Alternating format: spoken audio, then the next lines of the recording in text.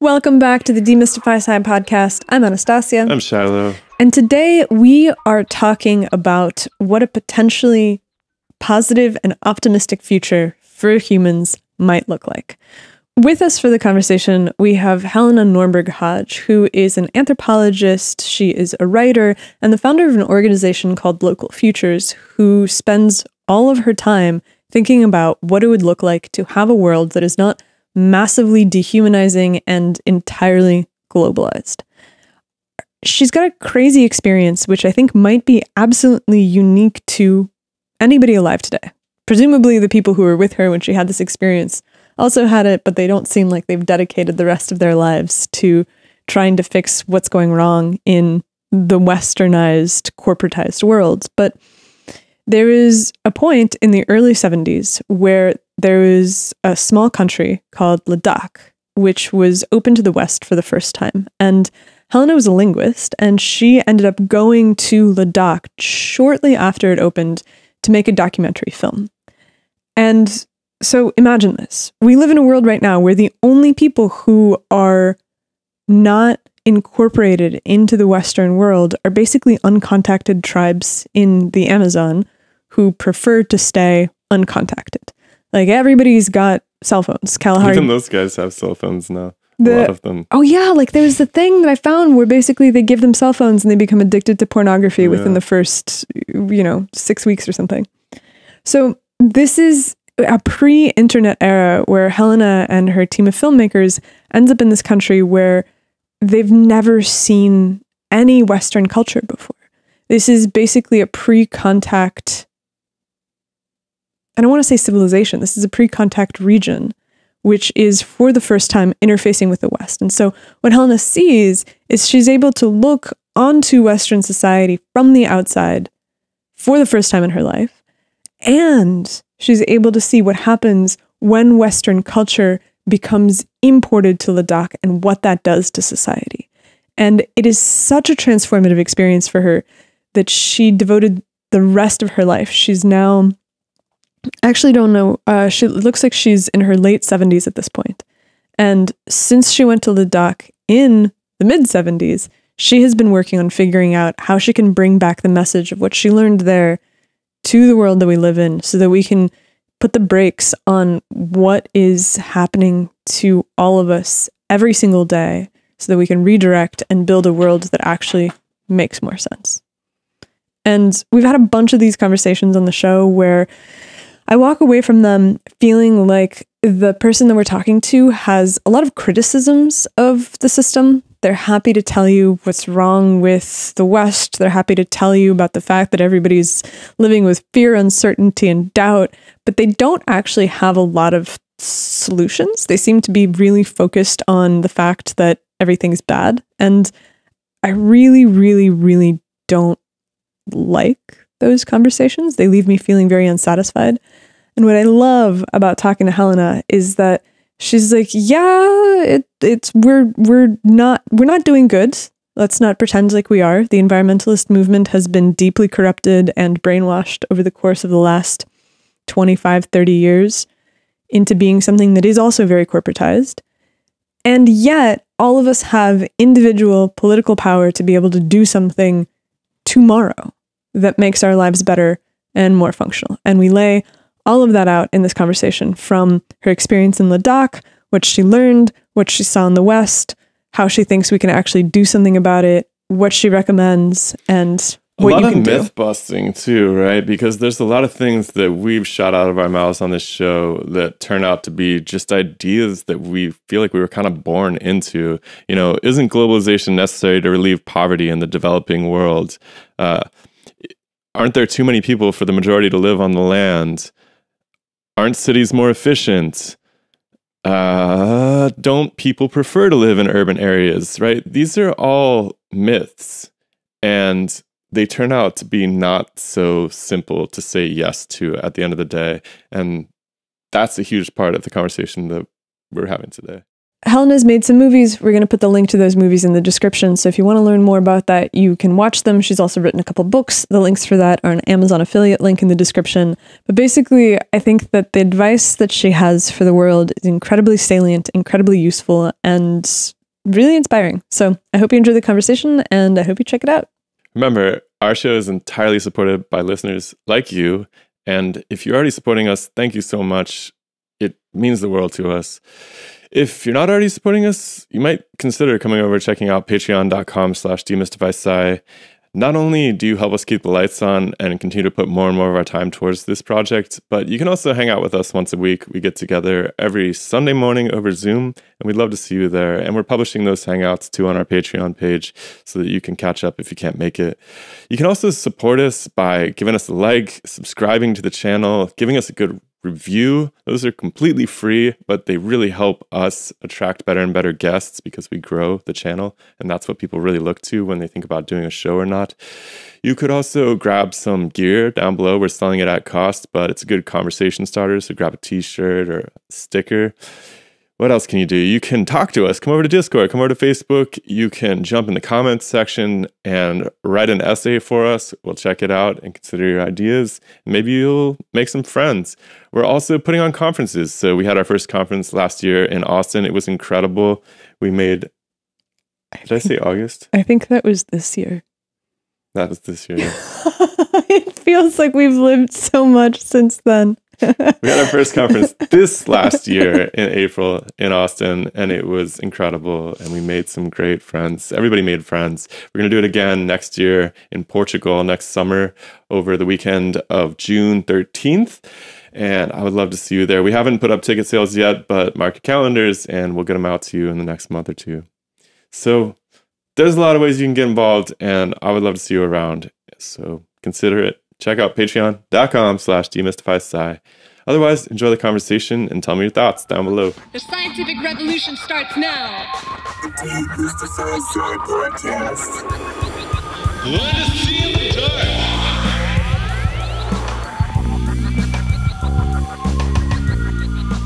dark. One thing that we've been studying a lot on the show lately is this myth of the arc of civilization, and this trope that we all inherited, probably back in middle school, social studies, or whatever version of political science you took as a kid, that this is sort of the epitome of the way things could be. You start off with these kind of naive hunter-gatherer type people, and as they learn how to be better and more effective and more efficient, then they work towards something that eventually culminates in the world that we have today. And you kind of just take it on its face for most of your life. And I've heard really smart people repeating this myth in the public square.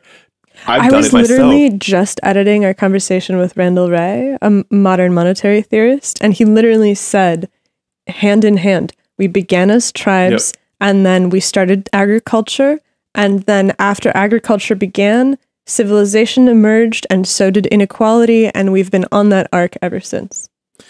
Yeah, so I'm really interested in unpacking how it is that we all came to believe that this is the height of civilization, because you point out in your book, and other people have noted too, that despite all this technological progress, we actually have less time available to us. We have more inequality. We have essentially, like you already pointed out, the health problems, the mental health problems. It's a really rough, increasingly rough world for people to live in, despite the fact that, they don't die in childbirth as much, or whatever these triumphs that like to get centered, like to get highlighted by the superstructures tend to be. There's so much wrong with that narrative. And so, I love, my favorite chapter in your book was Countering the Objections, because it was crazy how when I was going through that section, almost every one of those objections were things that one of us has made just out of, it's not even intuition. It's just, we've been, I think, conditioned to think these things. And I was like, God, we could make an entire podcast out of just going through these myths, because they're so suffused into our way of thinking in this Western civilization that we don't even realize where we got these ideas from. And I don't know where we want to start unpacking that, but there's so many threads you could pull on here. I would definitely, like to say, first of all, that the idea that agriculture was the beginning of the downfall is another myth that needs to be countered. It suits the corporate global trading agenda to have us trapped in the idea that the minute we started in any way to settle and to farm, that was the beginning of the problem. So then we're left with this idea, if we, that we're going to be roaming around and we're too crowded now, we certainly can't live the way hunter-gatherers did. So it's been part of the mythology that's been pushed by global traders. And the baseline that we've been fed with has been the baseline of a sort of Dickensian London, where through enclosures, the elites, again, now very much linked to a global trading system. And that is where I really, really hope we could help to contribute to a big wake up so that people will start looking at that global trading system. It's the trade in goods and money. And, as you've probably seen in talking to other economists, most of them just ignore that. We've not been helped to look at that system. So most people are trapped, even those economists who are very critical of the mainstream, are trapped into just looking at a more national discourse. And when they talk about neoliberals and so on, they don't address the fact that this was a global system from the outset. So as these elites forcefully push people off the land into Dickensian London, of course, there was a breakdown. There was, people were having to leave the land. There was no cohesive social fabric for figuring out how to live in this completely unnatural way. Now herded into this crowded place, filth, ill health, huge gap between rich and poor. It was a mess. And that is usually the baseline that we have to then show, oh, look, people were living in, the slums, but we built nice little houses for you. We gave you schools, we trained you up for this new global industrial system. Because in the meanwhile, those same traders were trading in slaves and herding people onto monocultures in so-called poor countries.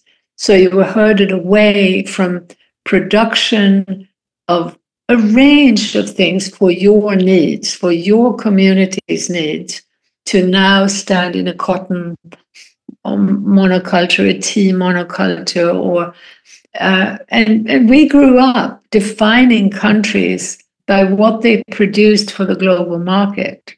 So I remember, Bolivia was a tin country, and this was a tea region, or this. So anyway, this herding away.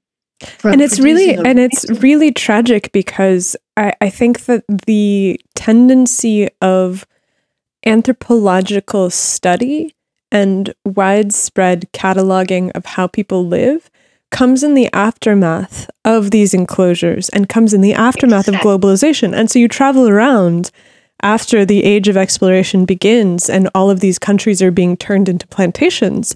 And you're like, my God, this is terrible. We must step on the accelerator of progress because look at how these people live.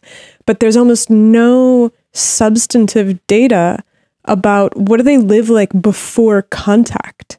Exactly. And so it's not a real comparison that's being made. And that's, I think, the scariest thing is that we've constructed a narrative about what the alternatives look like on the basis of what amounts to a post-apocalyptic break. Exactly. Perfectly said. And it's like one of the key, most important points, too, that we need to get out there. Exactly that. And also just to mention that the more I've studied this and the more I looked, and also had contact with other indigenous cultures, I realized how the Christian missionaries were part of the precursor to the buildup of this Western system. And also just to say that when you do look honestly at I believe at the what's happened historically, we need to reject civilization. We need to realize that whether it was Genghis Khan or the Mughals or even the Incas, civilization was expansionist, and it was built on conquering others and absorbing and often exploiting their cultures, and often involved, killing and war. So civilization and this expansionism is something that we want to reject. What I'm pleading for is a vision of understanding peaceful cultures. And there, have you heard of Maria Gimbutas? Maria Gimbutas is a very important, again, someone who was a bit better known, but she was an Eastern European archaeologist who had found evidence of peaceful goddess-based matriarchal cultures in Europe. And apparently she was at Harvard in the 60s, and she was just laughed at. But now DNA research has proven her right. So some highly misogynist archaeologists have apparently apologized posthumously. And from what I've learned from my experiences, this is what we need to understand is the difference between peaceful, deeply embedded ecological cultures versus expansionist civilization. But we've been trained, to admire civilization, to only study that. And as you say, we just have very little evidence, very little research on what these cultures were like before they were conquered. And part of the conquering included more informal trade with the help of Christian missionaries. So the Christian missionaries already went into cultures around the world and managed to persuade people that they were inferior.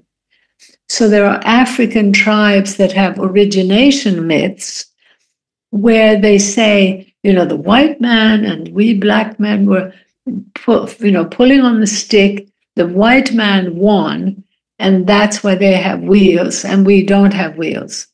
So already going way back in their origination myth, people who are seen to be traditional and indigenous, an example of indigenous culture, had developed that sense of inferiority.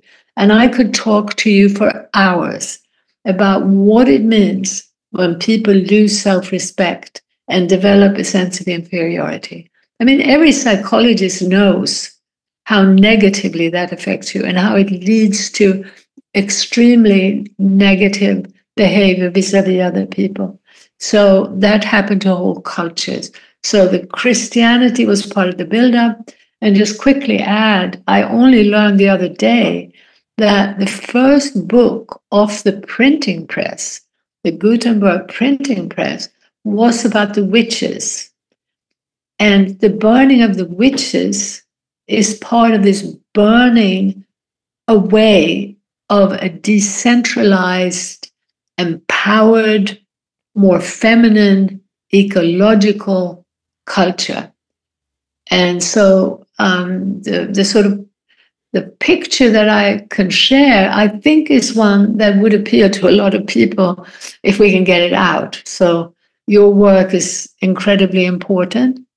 You should be so grateful for having the time to do this and the ability to get it out a bit. It's, as I hope you've seen from my stuff, it's the most important activism right now is sharing the bigger picture. Yeah, I hope people will tune into this. I just want to underscore the first myth that we talked about, which is that globalization relieves poverty in the developing world. And the idea, I think, that Nastia was pointing out is just that in order to give those kind of numeric results, they have to actually set up a crisis in the first time. It's sort of like creating a disease and then creating the medicine that treats the disease. And also it comes back to what you were saying earlier about how economics is really insufficient to help us address all of these questions, because economics at the end of the day is a discipline of metrics. It's the ability to say, this is how much gold, steel, tin, tea, diamonds, circuit boards we have produced. Ergo, this is how rich we are, and this country's doing great. GDP is high. Exactly, or this is how well the companies are doing in the stock market. And when you start to get into a place where you're like, okay, well, how well are people doing? Are people content? Are they satisfied? Do they feel a massive gaping hole in the center of their souls? There's no. Do they have friends? Like, are they near their family, or have they been driven thousands of miles away? Yeah, and there's no economic metric that allows us to actually encounter all of these things. And so we live in a time where the numbers say that everybody's doing great. GDP rises year over year. The numbers in the stock market climb year over year. You hear politicians talking about, it's the election cycle right now. Everybody's talking about the fact that on paper, the economy is really great. Poverty is at an all-time low. We hear that one all the time. Unemployment is at an all-time low. And you go around and you get this feeling from people that that's not really a very good summary of what it is that they're experiencing. And so it's interesting how those books have been cooked. During Margaret Thatcher, they changed the way they calculated unemployment 17 times. I don't know how many more times it's been changed now.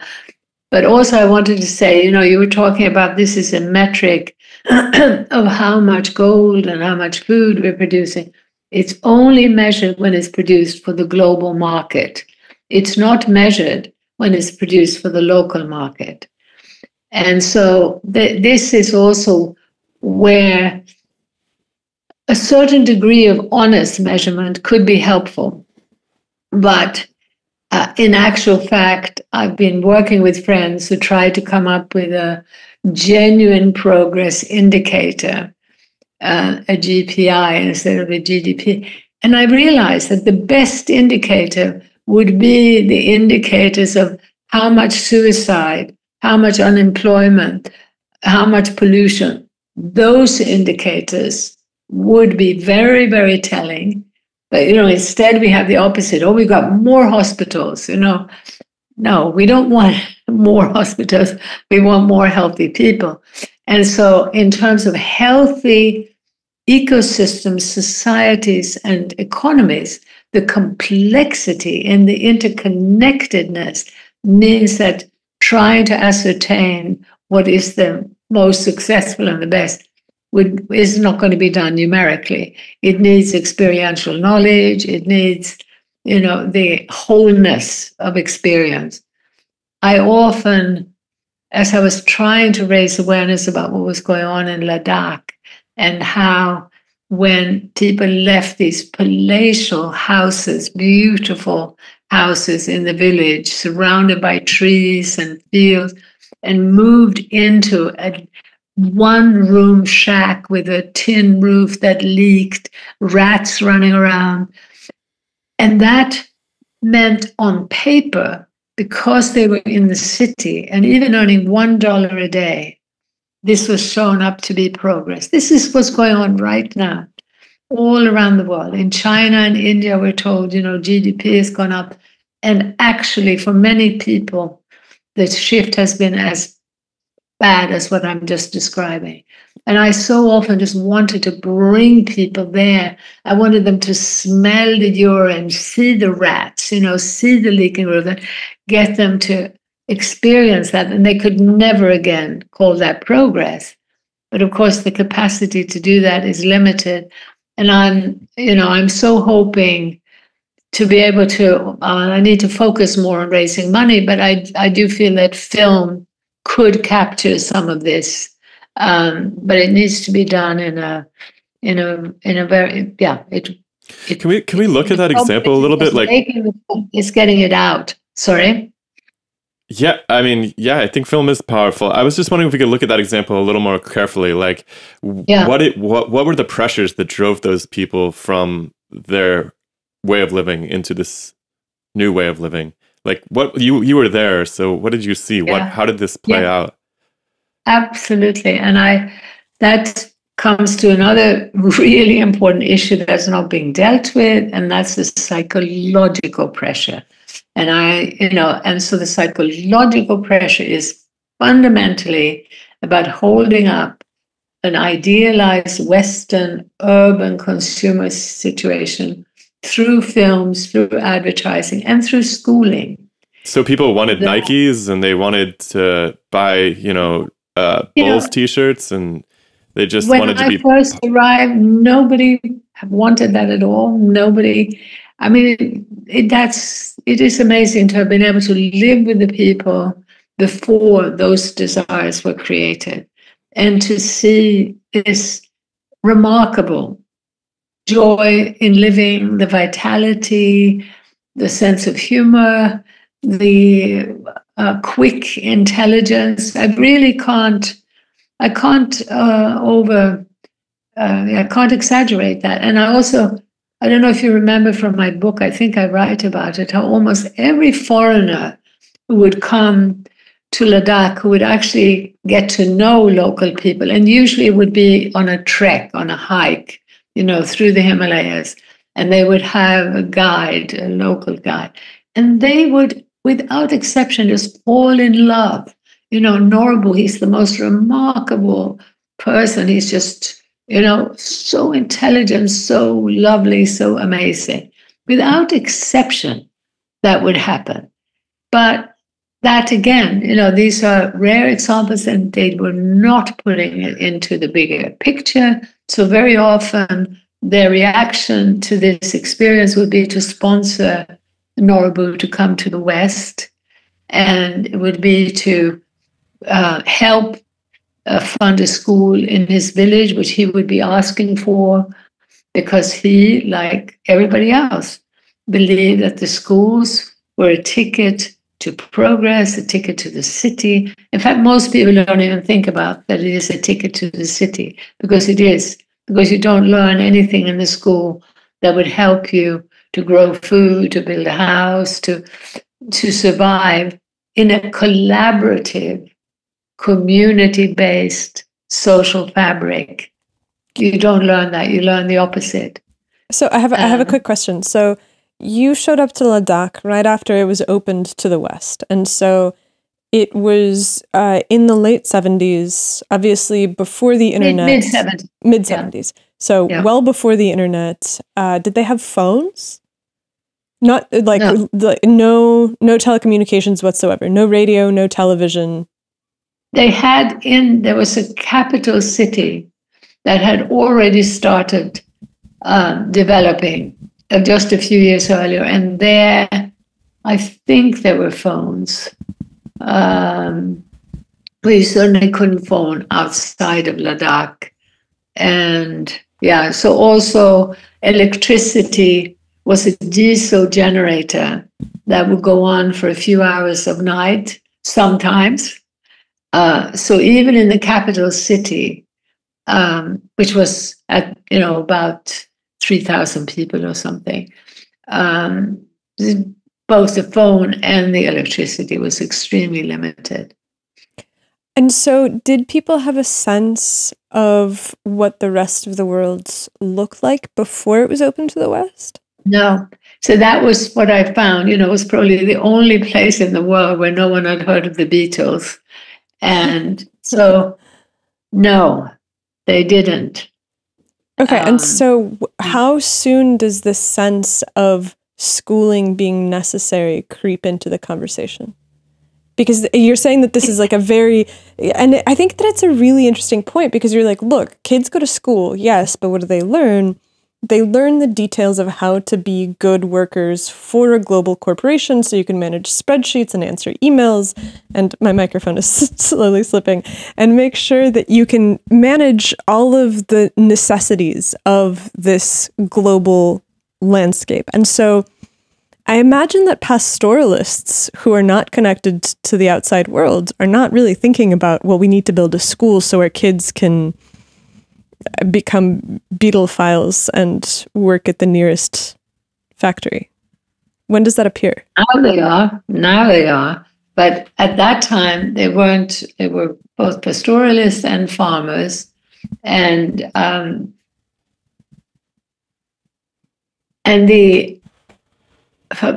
realized also that, both with Schumacher, who went to Burma, and in Ladakh and in Bhutan, where I also worked over a 5-year period, in all three of those places, they had the Buddhist religion, which I, over the years, have come to realize was very helpfully reinforcing the sense that all life is one. It reinforced a worldview that was played out on a daily basis, that you felt the connection to the water, to the soil, to the plants, to others. And there was this constant reminder that peace and peace of mind was the highest value. So before the advent of Westerners and the Western ideas, people understood that schooling or education was understanding this sort of these Buddhist teachings. And they, without talking about it, everyone was teaching and learning their whole life. So even the 5-year-old brother was teaching the 3-year-old how to start already helping to care for animals or to do tasks in the house. And Westerners will look at that, particularly we look at a 6-year-old boy carrying a baby sibling on their back and think, oh, that's terrible exploitation.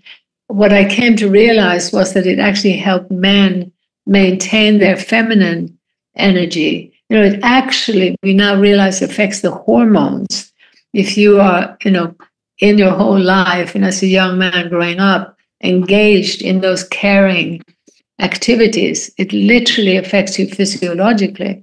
So that was another aspect to all of this. Sorry, I'm going off on tangents now, but there are so many interesting tangents that come out of all of this. Well, it seems like there's an interesting thread here, because it seems like you're saying that people were exposed to the West because these tourists would come through and invite them to visit, perhaps, and then maybe the wealthier ones would say, hey, like, we can help bring you up to our level or something like that. But there does seem to be like a real attraction to that Western way of life. It's sticky, right? It has a certain thing, especially... It's comfortable, right? It's comfortable. Or at least it looks comfortable. Because, Helena, you mentioned that in the book that one of the things that they truly did lack was warmth in the winter. Yes. But the amazing thing is, I don't know if I think I mentioned that in the book as well, I'm not sure, but the amazing thing was that we brought in, as an alternative to fossil fuels, we brought in solar, particularly passive solar. And in those passive solar houses, we would make a cavity wall and have straw in the middle and, insulate them. And we had windows that closed tightly so that in the minus 40-degree weather, there wasn't cold air coming in. The older people didn't like that. They felt it was too close. They wanted the fresh air, even in minus 40-degree weather. And I, at one point, I was traveling when we won this alternative Nobel Prize. I was traveling with the president of our ecology group and another woman to Sweden and England. And they complained about the cold. And I realized that, we were going out from centrally heated houses into cold, damp air. Whereas I think, in fact, I assume that partly what happens is when you have no heating, your body gradually is attuned to the way the temperature would normally go down gradually. But the truth is that the older people didn't really like the insulated and heated spaces. But of course, very quickly, people got used to it. And what also is very clear is that if there were no children, the cultural breakdown would never happen in this way. It's the children who are most vulnerable. It's particularly the young boys who find the wheels and the speed and the whole bike and then motorbike and then car culture, very both, I suppose, exciting, but also intimidating. And a pattern I've discovered also in the West with men who are reluctant to join this marginal, holistic view of things. They've even said to me, Helena, I agree with you, but I don't want to be marginalized. Or they've said, I agree with you, but I'm not an economist, so I can't talk about that. And so there's this fear of being, marginal enough to talk about something outside of your discipline. By the way, I heard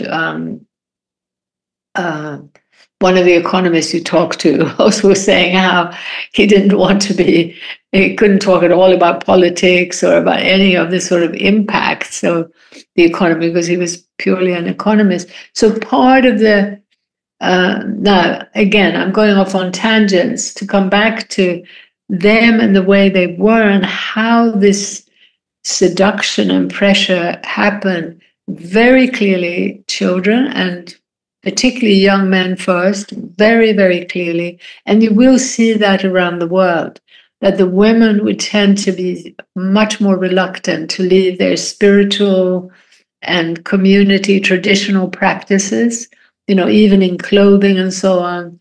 The young men would be the first to adopt the jeans and the Rambo look. And literally in Ladakh and Bhutan, it was Rambo for boys and Barbie dolls for girls that came in very soon.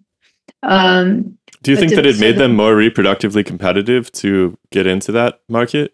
For men, a lot of this call to adventure and this danger, I think, is about proving yourself, right? And this evolutionary sense, I think it's really about making yourself stand out against your peers as somebody who can take on challenges, and therefore, ultimately, just from pure biological standpoint, makes you more reproductively attractive. Do you think that? Yeah, but see, one of the things we need to be really clear about is that this system that came into Ladakh had been brought about by a very tiny minority of the global population, essentially Western white men who had become wealthy enough and powerful enough already at that time to trade in slaves and to start imposing this system, with the enclosures. We need to remember it started with force. And you see, once you'd set up a system where in the West, the whole industrial machine was set into motion, and on the other side of the world, you kept poor labor that was land-based labor producing the raw materials. You'd set up this perfect machine to make global traders richer. Now, interestingly enough, it's also true that the elites in the poor countries benefited hugely by having a cheap labor force to offer into the global market. But again, it's so important that we see this as a global system set up by a few people. So in other words, it wasn't some inherent need for men to prove themselves that led to this structure. And we need to understand this structure now as a machine that is no longer run by white men, and the whole politics of identity is very counterproductive. Right on. White men, the enemy, and women of color, the saviors, not helpful at all. Now it's a machine where a lot of people of color and a lot of women are part of, hugely benefiting and also pushing that machine to keep going. It's an equal opportunity. Being an elite is an equal opportunity sport. That's the fascinating linchpin of this, is that the really seductive aspect of the West is that, you could be one of the elite too. If you just bust your back hard enough, you can get in on that too, right? That's what really appeals to people, especially young people. It's like, maybe I can drive a Ferrari one day too. Yeah, and I think that's what you were trying to point to by asking this question about what drove the boys to adopt this so readily, which is, to me, it seems like the ideas that are brought from the West are almost weapons grade mythology. I agree. Where it shows up and it just grabs onto the brainstem in some way that it promises you that you will be able to transcend the drudgery that is existence. That you will never be cold or hungry or bored or scared or poor ever again, as long as you go. And like you said, well, what's crazy is you might actually achieve that material wealth if you follow that model, but you might also find yourself at the bottom of your third divorce with kids who hate you and blah, blah, blah, right? Like your quality of life might be severely degraded by chasing that material dream that you actually might be able to actualize in the West. I think that's so there's a couple of things there, right? Which is one, that the numbers of people that are actually able to achieve the material dream are vanishingly small, right? There is the dream of upward mobility, and some fraction of the people that leave the rural countryside in Ladakh and end up in a rat-infested hovel do end up rising to some prominence and are able to become wealthy. But that's probably not most people. And of those people that do become wealthy, Shiloh has a really good point. How many of them sit at the top and then look back on their lives and realize that this thing that they chased is hollow and unsatisfying at the end of the day? Like, I always wonder about... I don't know about Ladakh, but like my friends who have done that are facing some serious midlife crises right now. Yeah, every single one of my friends that has chosen a conventional path, it's like Shiloh, very comfortable. They're making six figures, whatever they're doing. They got the the Porsche and everything. They're all like, man, I screwed up. Yeah, yeah, and that also is hopeful. That's partly when I'm seeing it even in Mumbai and Beijing, that very quickly as people have gone in and succeeded, they feel the emptiness, they feel the loneliness, and also the immense time pressures. But they also develop, I think, an innate hunger for more connection with nature. And that's why many of these successful people then go to buy beautiful places in the country and even to farm. And certainly the elites, who have been able to go into that urban success story, going back historically, have spent a lot of time in nature, have had, the privilege of having beautiful places in nature, riding horseback, sailing, hiking in the mountains, visiting remote places like Ladakh and Bhutan. And this is also why, to some extent, well, actually, to a great extent, sometimes conservative people have been more ecologically sensitive and more interested in traditional cultures. That's certainly been a pattern that a lot of the left has been caught up in an industrial worldview and locked into an urban industrial worldview, just looking at how can we dole out the wealth created through industrialism, how can we dole it out more justly and more equitably?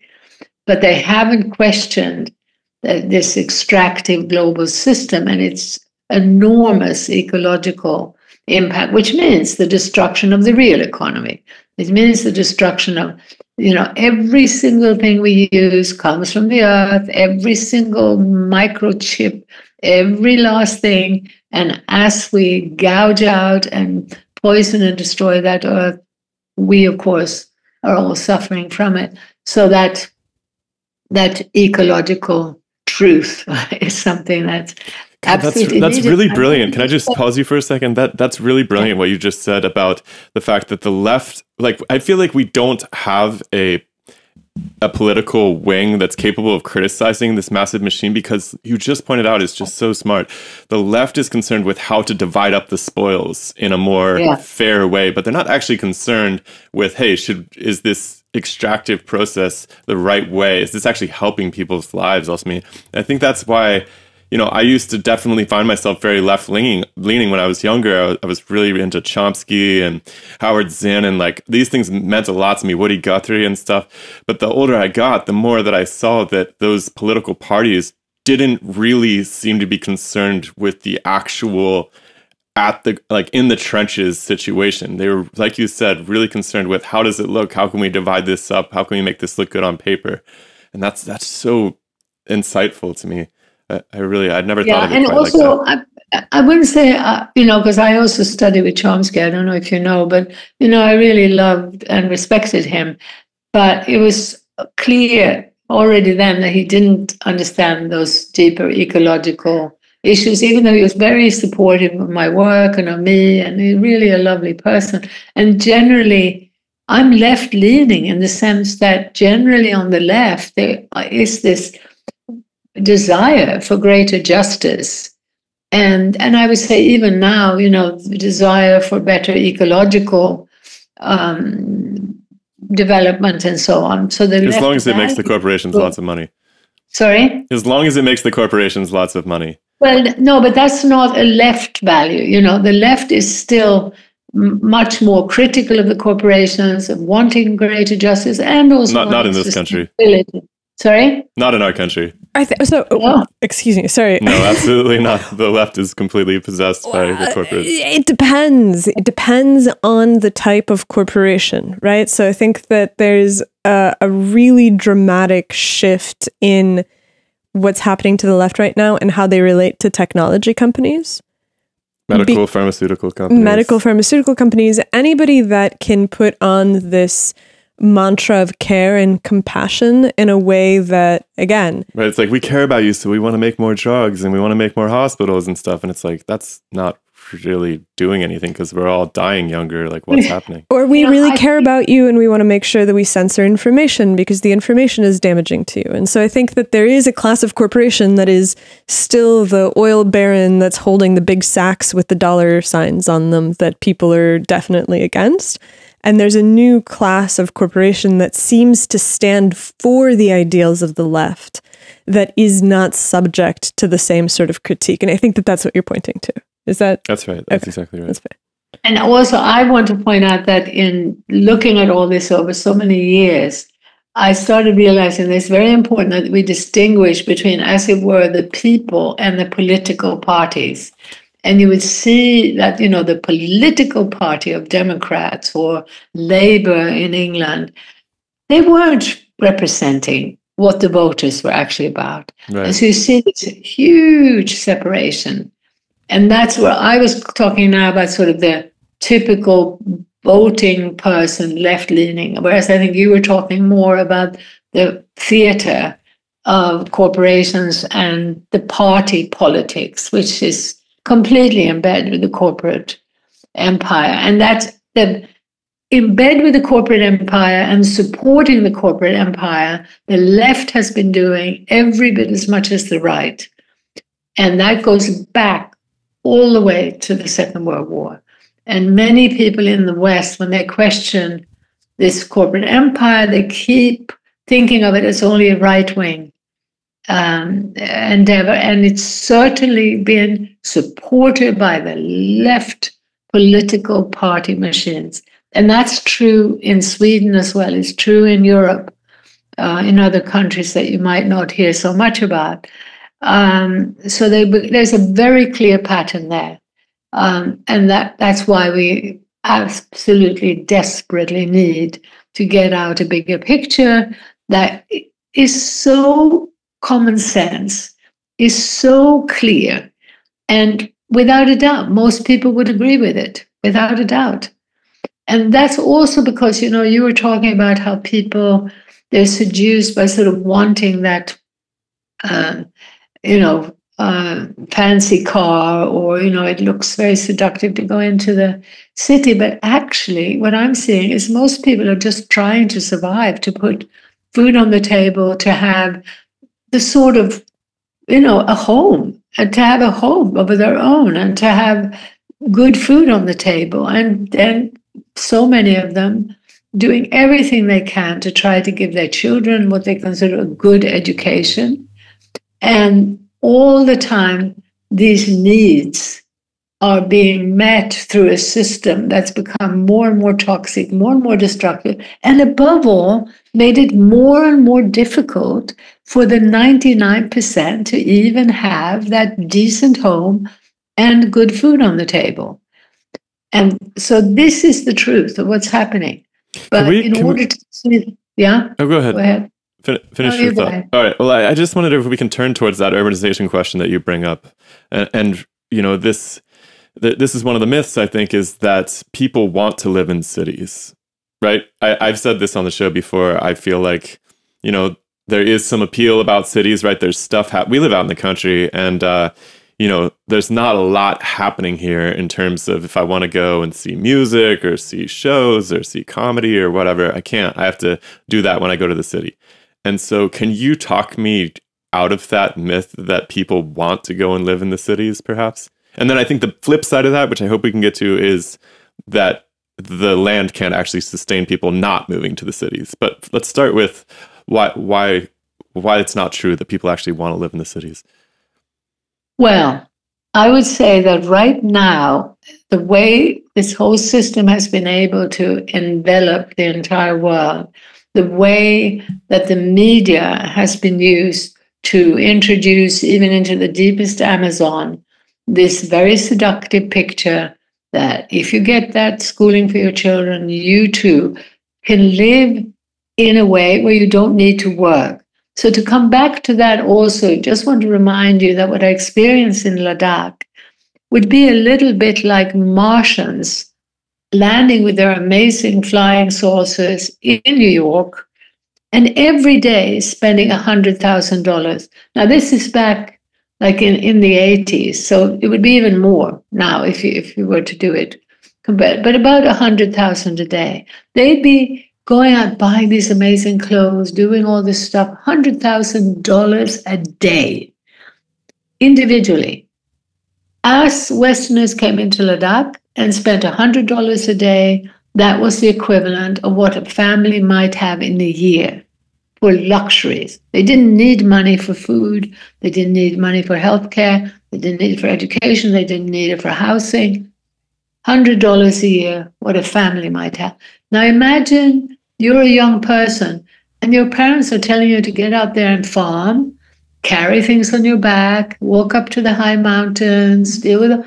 And in the meanwhile, here are these people sparkling clean. They obviously do no work and they've got $100,000 a day to spend. Of course you're going to opt for them. Of course you're going to tell your parents, don't be an idiot, I'm not staying here. And if you look carefully, you'll also see that the adverts on television around the world are so much around cleanliness. And we lived in a remote village in Spain for many years. In the 80s, we were half the year in Ladakh and sometimes Bhutan and then in rural Spain. And then I was whizzing around, you know, New York, Paris, London, San Francisco. I was teaching. I was invited to teach at Berkeley in this interdisciplinary program. So every year, you know, in California and New York, but only for shorter periods usually. And the life in the Spanish village in the 80s was still so much more connected, healthy, sane. People were still growing some of their food. They had left their farms, but they were in smaller villages. They had intergenerational culture still. Like in the discoteca at 1 o'clock in the morning, you would have the infant and the 80-year-old granny and everybody else. And when friends of ours would come out from England, they would be thrilled because their teenage children would suddenly be seen with them. They'd go out to the same discotheque, to the same bar. In England, they wouldn't be seen dead with their parents. You know, that wasn't cool. So we're hugely influenced by the culture. And so, you know, keep in mind that when the only information you have is what people were seeing in these remote cultures. And even today, it takes about a year for someone to come to the West. And the pinnacle, of course, is America. New York is like the center of this commercial universe. But we have stories. We worked with someone from Rwanda who was given this amazing privilege of getting a scholarship to go to Germany. They had a relationship with Germany. And he was the envy of all his friends. He was going to go to this paradise on earth. And he arrives in Germany, and it takes about a year before he gets over this amazement at the cars and the lifts and the amazing clothes and technologies and everything that's so shiny and clean. But then over time, he starts seeing how lonely people are. He writes about how they're so lonely that their dog is their only friend, and they treat their dog like they would a child, which he finds very strange. He learns about cancer. He hears about the pesticides. He hears about corruption that is not at all as visible and obvious. So this is the inside. This is, if you like, the spiritual, psychological dimension that's not visible. And that on both sides, the Ladakis dirty, digging in the earth, and, don't they look primitive and poor? And the Westerners shiny and clean, doing no work. That mythology and that psychological side of things is one of the most important things for us to raise awareness about, because that myth about what life is like in the West, nothing about the loneliness, the pollution, the cancer, the fear, that is what we all need to know. Can I say one more thing before I know I'm going on a very long time, but I just want to say that part of this mythology makes Westerners feel guilty if they're depressed. And I hear it all the time. They say, I know compared to those people over there who have nothing, why should I complain? They don't realize they don't have deep connection, the amount of love and care that every child needs to develop a deep sense of enough self-respect to be able to be loving and caring to others. They don't have the time to care enough for the children, for the elderly, for themselves.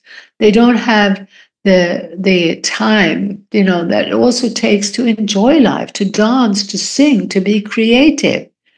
We have no idea of how impoverished we've been.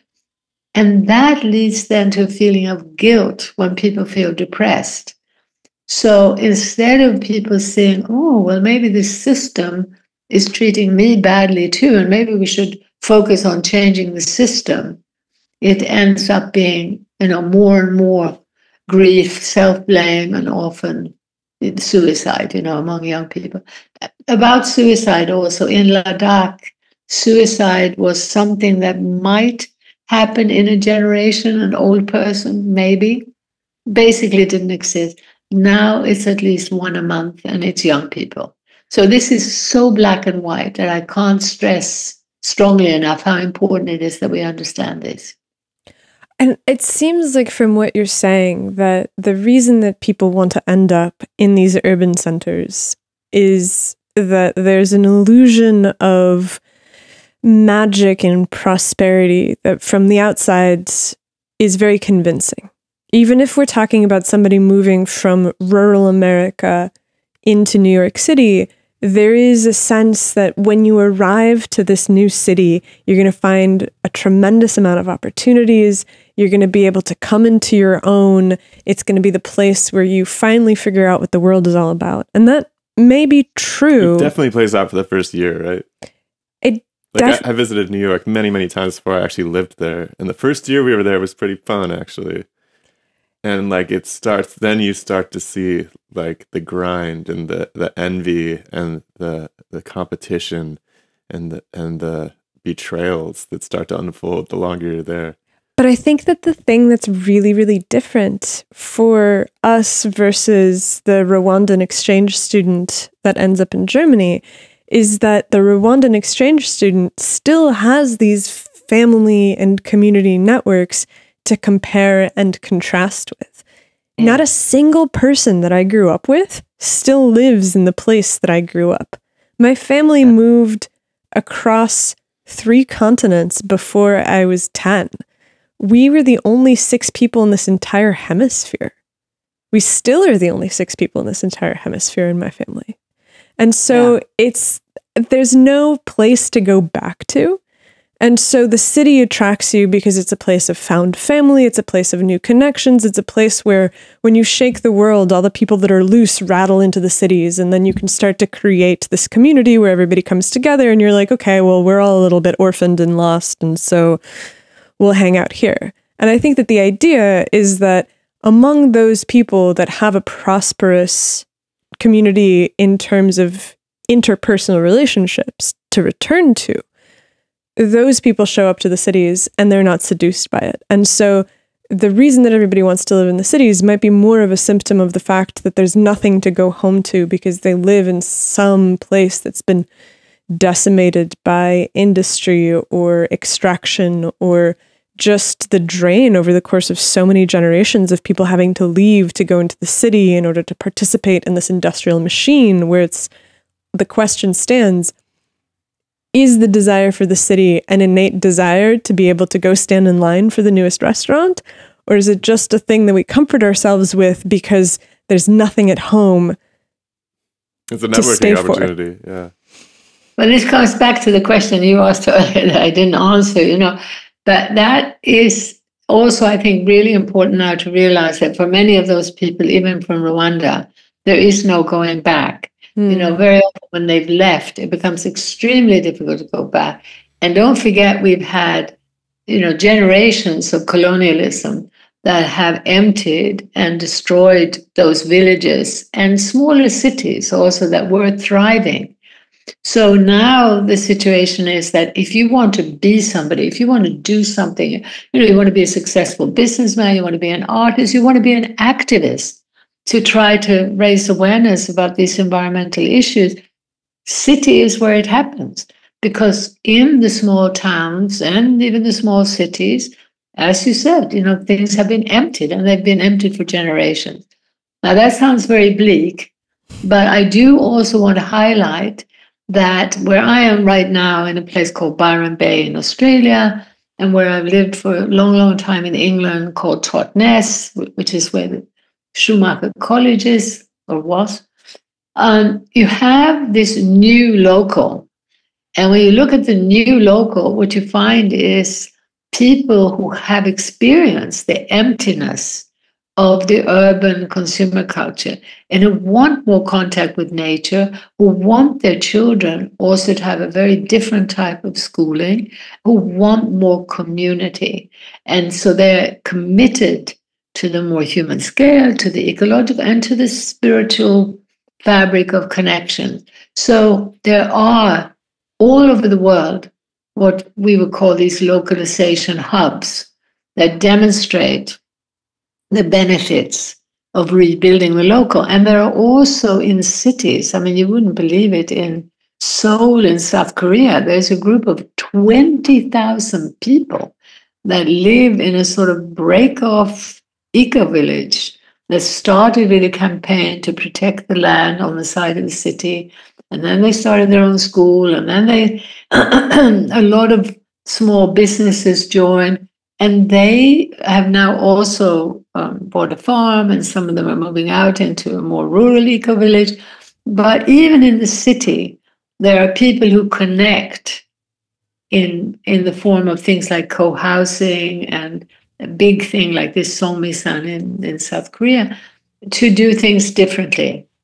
And so what I feel so inspired by is also seeing how quickly both the land and people can heal and change when allowed to feel, the magic of connection. The dominant path is one of disconnection. And remember, it started with force, pushing us off the land, disconnection, and fear. Fear, more and more fear of nature, fear of the other. When you're herded into the city, and now suddenly your job opportunities are dependent on these forces above you that you don't even know, or, today, these anonymous corporate and investment casino economy, which you don't even see. When you're dependent on this wealth from above, the other becomes the enemy. It's elbows. And that's why this urbanizing path also leads to conflict and violence. But when instead you start spinning the wheels in the opposite direction, which happens inevitably when you're land-based. So indigenous cultures, they needed each other to live off the land. We couldn't possibly survive as a little nuclear family, which is also why a lot of the back to the land things in the West don't work very well, because they're far too small. So they had an expanded intergenerational family, they had community, and they had a human scale social fabric that allowed them, through collaborative relationships, to derive everything they needed, their food, their shelter, and every need met through that. Now, instead, what happened with enclosures and slavery, just lifted out of that, little nuclear family survives, the older get shoved off into institutions, the children are in institutions. Yeah, it's not a good formula. What about this argument that the land can't actually sustain people? Like, cities are the most efficient way of living, so they're the inevitable outcome of human civilization. The truth is that diversified, highly diversified farms can produce vastly more per unit of land. And this idea of the city being more efficient has gone hand in hand with the monocultures that literally produce less food per acre of land. And they not only produce less, but they produce less and less because they're killing the soil. Right now, we've got this regenerative agriculture that we have to be a little bit careful of, because that is focusing just on the soil. It's not focusing on diversity above ground. In order to get diversity above ground, in order to get like the perfect farm, like one of my favorites is one in Japan with 5 acres of land. He's demonstrated that Japan could feed itself easily if they would do this model of diversification. So he's got everything, fruit, vegetables, grain. He even uses a little bit of the grain for biodiesel for his small tractor. So again, even biodiesel within a small scale diversified structure can be great. It's monoculture that's deadly in every sense. So you can produce so much more, and you can produce it so easily because it's the monoculture that's so unnatural that needs the pesticides, the fungicides, the herbicides. When you have diversity, one drought, one flood, one hailstorm isn't going to destroy everything. You don't have the same fear. But in order to do that well, you need lots of people, ideally, on the land. And what makes my heart sing more than any solution in the world is visiting the small farms that are part of local food systems, because people are farming in community and they're enjoying it.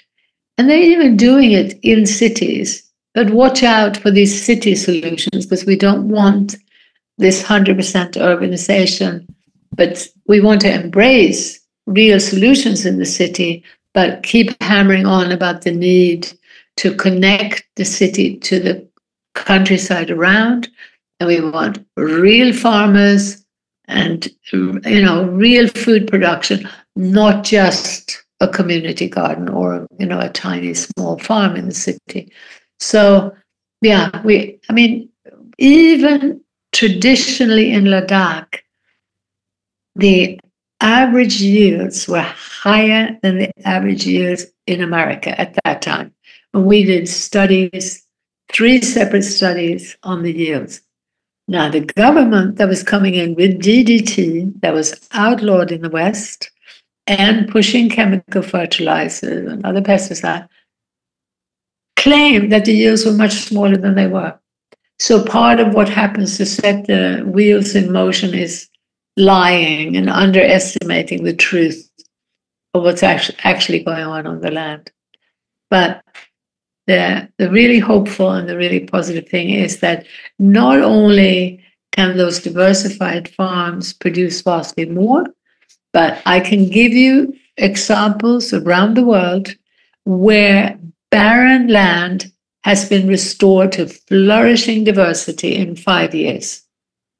In 5 years, with a bit of love and care, and very often, most of these are young people who love doing it, and who are enjoying it.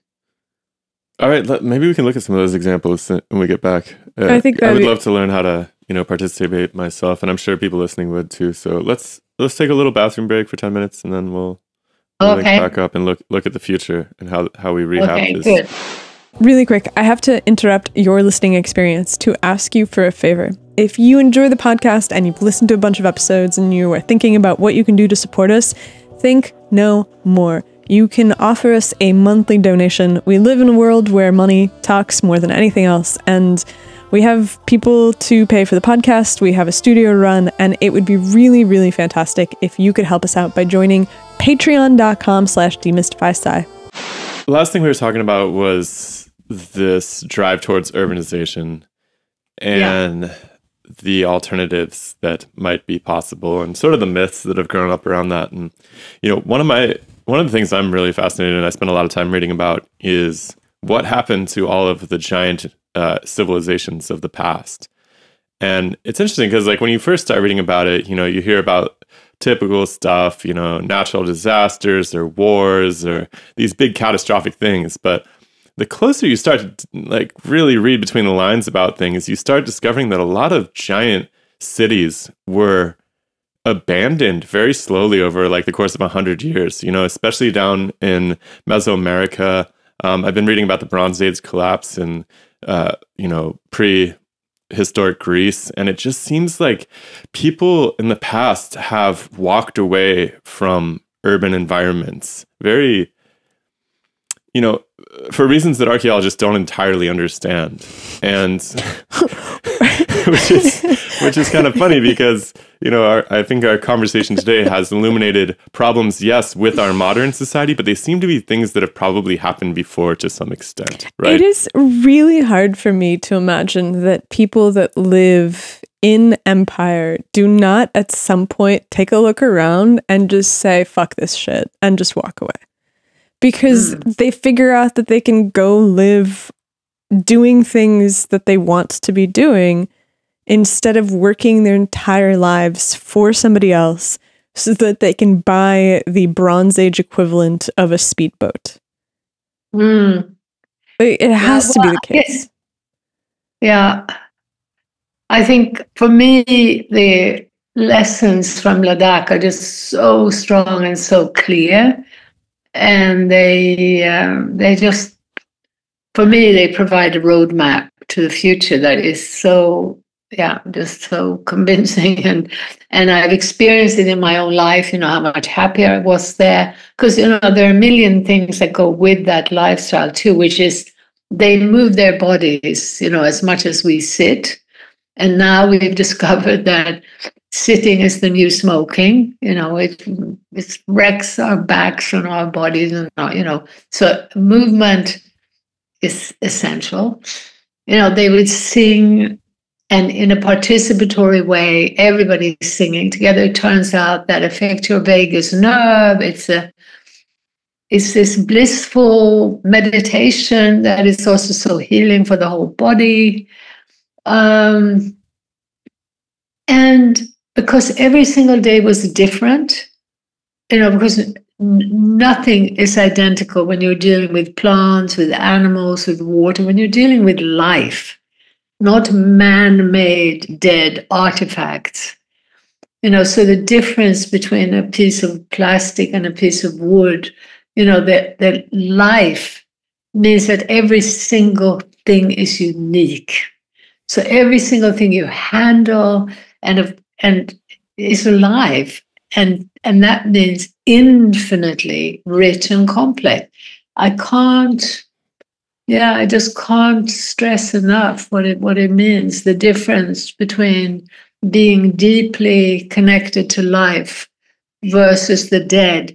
And it became so clear to me when I went back from Ladakh, and I'd been out there for 2 years, and went back to Sweden. And it just suddenly was so clear why we had depression and suicide and alcoholism, because according to this yardstick that's still being pushed on us, we were the ultimate in success, whether from left or right, because at that point in the 70s, we had, much better government support for mothers, for fathers, for, generally divvying out the results of this industrial lifestyle. But Sweden, like everywhere else, had fallen for a progress which by now was shaped by oil. And so you were sitting in high-rise apartments alone, like something like more than half of the dwellings in Stockholm, there was one person living alone. And, in the really not too rare situation, you can have people sitting in high-rise apartments where there is nothing alive. It's a plastic plant. There is nothing alive. And I used to, for years, talk about how we were discovering all the time with depression and mental illness that connection to life heals. So even having a little goldfish in a tank that might need a bit of feeding can help restore a sense of connection, a connection to life. And so we want back to life, without a doubt. It's in our DNA. And there is no doubt in my mind whatsoever that if we were able to bring about the policy changes that we need, that could mean that literally overnight, these mechanisms that governments are using at the behest of this global empire, they're using taxes, subsidies, and regulations to favor the giant monopolies that are the masters in converting life into plastic, into dead plastic. And we're talking also again about a plastic worldview. We're talking about the social media, where we end up now doing what advertising did before, which was to hold up this image of perfection, making us feel forever imperfect and trying to emulate this completely unreal representation of perfection. Now people are doing it to each other through the social media. It is truly evil as a system. But anyway, the coming back to life, if you imagine that the subsidies and regulations will be used to allow vibrant villages and smaller cities, because we were never meant to live alone in either single or as little nuclear families. That's extremely unhealthy. Every child needs much more of a community. And if you look at them, they're very, very social. They get bored with their parents and they brighten up when another person is there. And what they need is several significant others growing up. So there are studies that show that if you have many significant others in your life as you grow up, you have much higher self-esteem and are a much happier person. And then there are those who feel they didn't have anyone. And, they can often show it in extremely anti-social, violent behavior. So did it ever cross your mind to stay in Ladakh permanently? Absolutely. But it wasn't possible for political reasons. And I used to say, when it started dropping down by the end of October, that thank God, it gets so cold because it makes it easier to leave. And it did. But if it had been politically possible, I think it's very likely that my husband and I would have chosen to stay. I think, but I really don't like that cold. I grew up in Sweden, and but as I say, I think over time it is possible to adapt, like the older people seem to have done. I mean, it's just remarkable to me that. And also, really important as part of the positive vision forward is that with our work with small-scale hydro and just passive solar, it is unbelievable what you can do to bring in light and warmth into houses in the winter. If you just orient them, to the south in the northern hemisphere and to the north in the southern hemisphere, and it's just remarkable and criminal that this isn't happening, because if we're herded into our fossil fuel plastic world, of course, there's none of that attention to the local environment, to the local ecosystem. So there is every reason to believe. I mean, I can't say this with certitude. There is something I can say with absolute certitude, like children needing more significant others and people being happier in nature than they are in the city. There are all kinds of studies that show that. But almost certainly using small-scale, decentralized, very adapted technologies, using wind, sun, and water, especially hydro. Hydro is one of the most benign technologies on a small scale.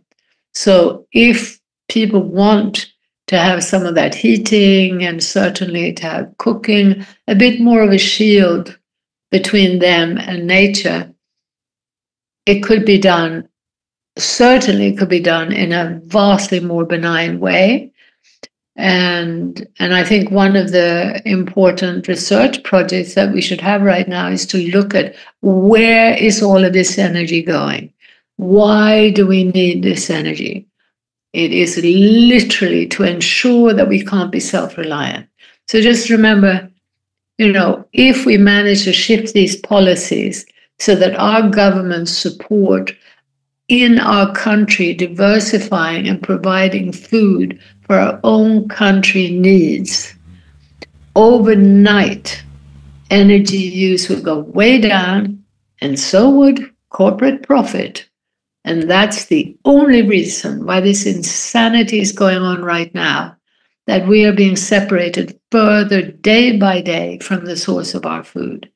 And that food is literally the same product, beef, water, milk, butter, imported and exported, so that through that trade, money gets extracted to the top. If that were stopped and instead we ate our own butter, we ate our own beef, immediately you would have benefits to peoples and economies. So fixing things and reducing the energy consumption, bringing back greater genuine prosperity will be relatively easy. But the difficulty is, how do we reach people with that message? I have no doubt that people would vote in favor of that around the world, from left to right to green and everybody else, the idea that we do that we reduce the energy need and that we diversify farming to feed ourselves, and that the negative effect would be that billionaires who already have 100 billion are going to have less, we would win hands down. But the problem is we're constrained by a media that is so controlled and so corporatized. It's really interesting to me because there's a pretty strong fantasy among the people that I know about turning their back on society and beginning to farm. We've run across this a lot. We have friends who make 6 figures in the city and they fantasize about the nice little rural cottage. But when push comes to shove, they're not actually interested in being farmers, because fundamentally they're intellectuals.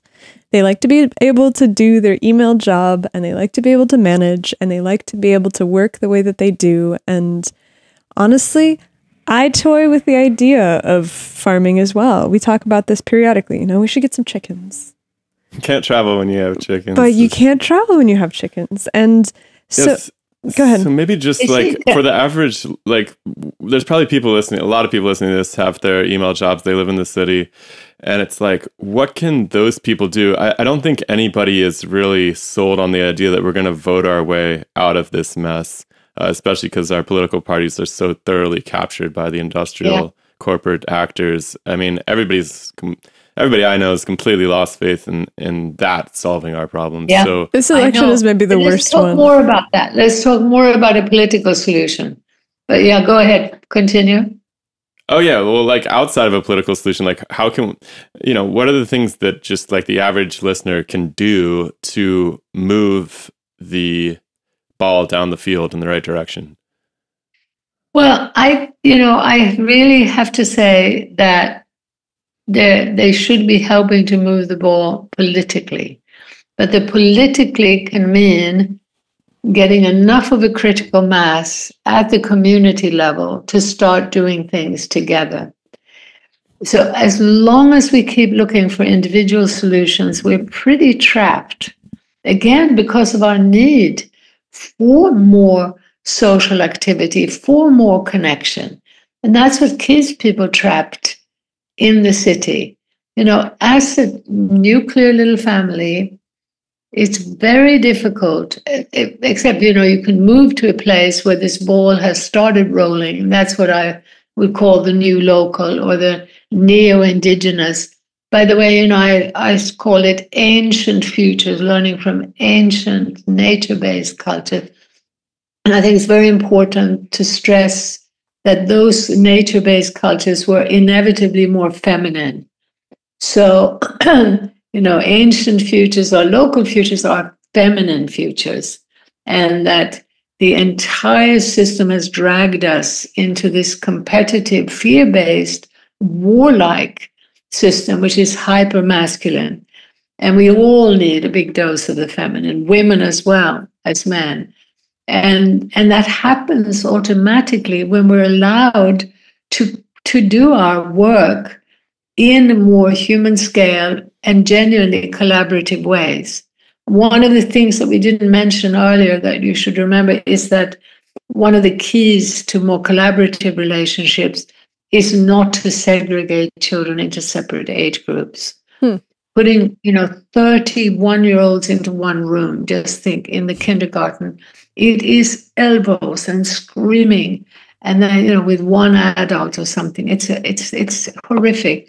And as 7-year-olds in school at the same level, it is inevitably competitive. But living in a culture for several years before things started changing, and then seeing the change has also been so instructive. But, really living in a culture where the 5-year-old was emulating the 7-year-old without ever thinking, oh, why can't I run as fast? Why am I not as good as they? Never even occurred to them, because they're in a situation where on a daily basis, the youngest and the oldest are interacting and everybody in between. And that is structurally collaborative. And if I could also mention one of my favorite things, which is that seeing the very youngest, like the toddler who can barely walk, with the 80-year-old who is now also very slow at walking, and realizing they're both toothless, hairless, they even look a bit similar, to see them together as best friends. Again, it's like a marriage made in heaven. As the 80-year-old, you are doing something vitally important and enjoyable to the day you die. It's very difficult now to say this in the typical urban context, because I have many friends who are younger than me, age 50 or 60, or grandparents. They spend one day with their grandchild and they're exhausted and can't wait to get away, because we've created a situation where the children are also so different. Honestly, I can testify, my husband, who joined me after I had been out there for 3 years, I met him in London, and he had been trained as a barrister, but he came out and, we worked together ever since. And we can testify that the babies didn't cry. I mean, almost never heard a baby cry. And it was, and what that means as you form your sense of self. So to come back to a really, a rich life where we have more connection and where the actual structures are collaborative, it's just, I can't Actually, I can give you also examples of what's happening, like in the new farmers markets. The ones that I've helped to catalyze lots of farmers markets, CSAs, and so on around the world. But the ones that I'm really close to, I'm seeing this wonderful collaboration between farmers who were often, in fact, I would say all the ones I can think of right now are conservative, quite conservative. And like one of them said, I've been a farmer all my life, and we were being pressured by the central marketing system to produce this identical product. And if they weren't the right size, or if they had a few blemishes, thrown away. Since you started the farmers market, he said, it's like entering another galaxy. And in this new galaxy, most of the people who shop are more greeny, lefty people. And here, now suddenly the conservative farmers, in conversation with them, and the beautiful relationships that develop, when year after year, people from the local community come back and buy, and the conversations. So it can work, it is working, but it needs more support. So my number one ask of people is, as an action, as a call to action, help to spread the word, help to spread the vision, help to spread the truth. And at the individual level, I would urge people to consider moving to one of these local hubs where there is a vibrancy that comes from people who are consciously and actively choosing to live closer to nature and with more community. But as they start bringing back more of the power, which comes a lot through economic activity, but it needs to be very localized, it's small. Investors are not going to benefit from the healthy farmers markets. The farmers markets that come in with the business people starting them have a completely different feel to them. The ones that I love and that work and that almost all community initiated, very often by women. And So I think that it helps to spread the word, so to speak. It helps to have a really good vision of what this future looks like. And if we take Ladakh as the example of a functional society, prior to the encroachment of these massive global forces, it sounds like the society that you're aiming for is a largely agrarian society, where people are living together in small, tightly knit communities. Is that an accurate assessment of the vision that you have? I think that, a friend of mine did a paper, Richard Heimberg of the Post-Carbon Institute, saying something like that America needs 30 million farmers. So I think, it's really hard to know.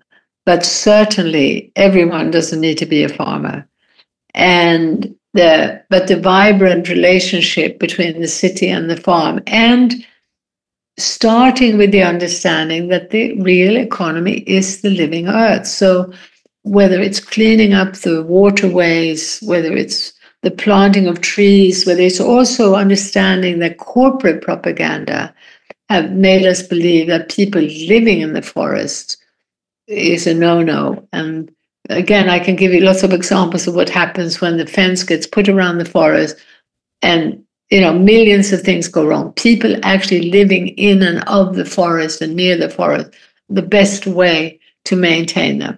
And the corporate propaganda has convinced people that we shouldn't use wood, we should just be using recycled plastic.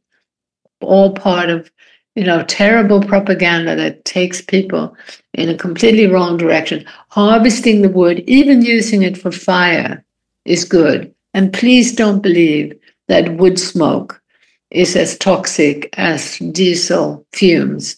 I've seen in Ladakh, people sent up by Tata, this huge company, to criticize and to study, all across the Himalayas, well-intentioned young people studying the impact of the wood smoke or the dung-fired smoke in Ladakh. And oh, it's so bad for health and it's so terrible. I haven't seen a single study about which I could have done beautifully the impact of bringing in the fossil fuels and the diesel.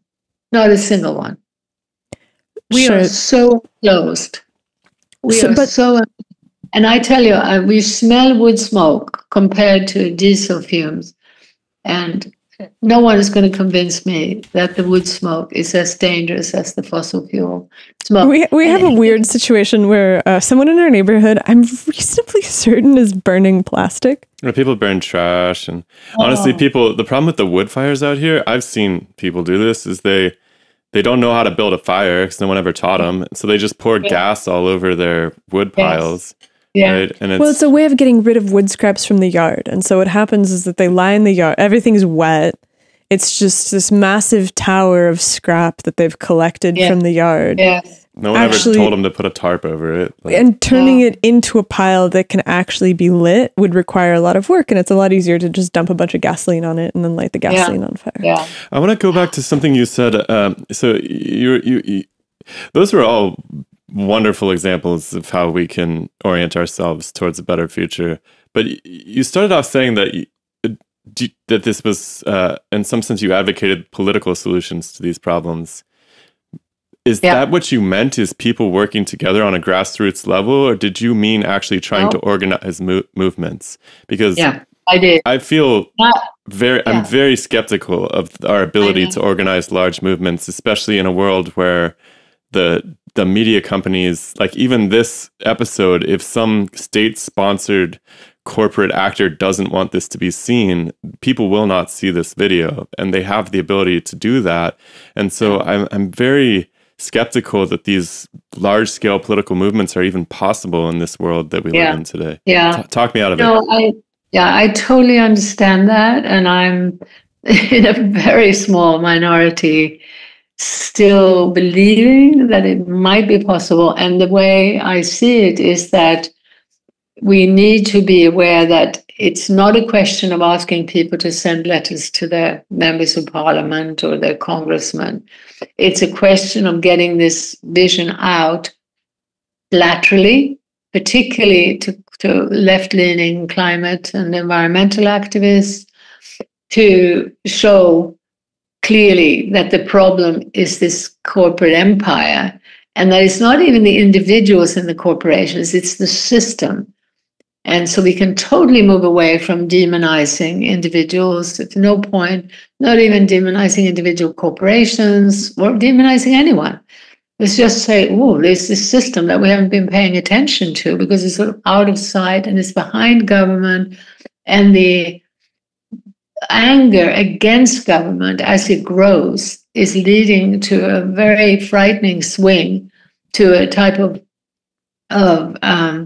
laissez-faire, which is going to open the doors even more to a deadly machine that just grinds away. Remember, the algorithms in the social media, they know that polarization, hatred, anger is lucrative. And the dominant system knows that real war is even more lucrative. So it's a war machine, and it's a war against us. So I want us to be talking to each other about that. And I want us to actively, particularly look at those who are still active. And it's a smaller number. It's much larger than you would imagine. Under the circumstances where people are working harder than ever before, I am still deeply touched by the number of people who are willing to do some volunteerism or just help their school. A lot of it may be misguided, helping environmental groups that are actually doing more damage than good, building schools in Ladakh and Nepal. But all of that good intention from generally sort of middle class people, also the good intention from philanthropists who actually, there are quite a few who have billions, who want to do something good, who actually sincerely are not doing it in order to make more money, certainly not, or just to aggrandize themselves. So there is a universe there of people who, if they could see this bigger picture and then actively help to get it out more widely and understand that network marketing has been immensely successful, sort of Tupperware marketing in each other's houses. If they would realize that we've got to find ways and tools that can be used by people outside of the dominant media and get people to see how important it is to get a bigger picture out. Because remember, the message of what we could do and the rightness of it is so powerful. And I just, we know that most people, they want a decent home, they want a livelihood, they want community, they want health. And they're beginning to realize that the health of the environment is related to their own health. And, we know about the way that fear-mongering can scare people into, crazy solutions for health. And we know that it's easy once people are fearful and alone to manipulate them. But remember, this information sharing that I'm talking about is encouraging human scale discussion groups, but, rapidly trying to share the big picture. And I just want to also tell you why I feel that very strongly.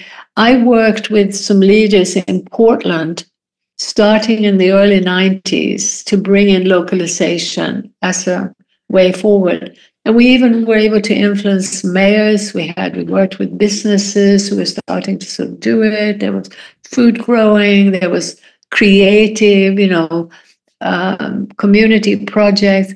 But they literally, when our film came out in 2011, so this is then about 20 years later, and we wanted the same people who helped to initiate the localization things with us to show the film. They said, yeah, we show it, but we don't really need that big picture. We don't need this view from 20,000 feet in the air. We're doing it. We're doing the local.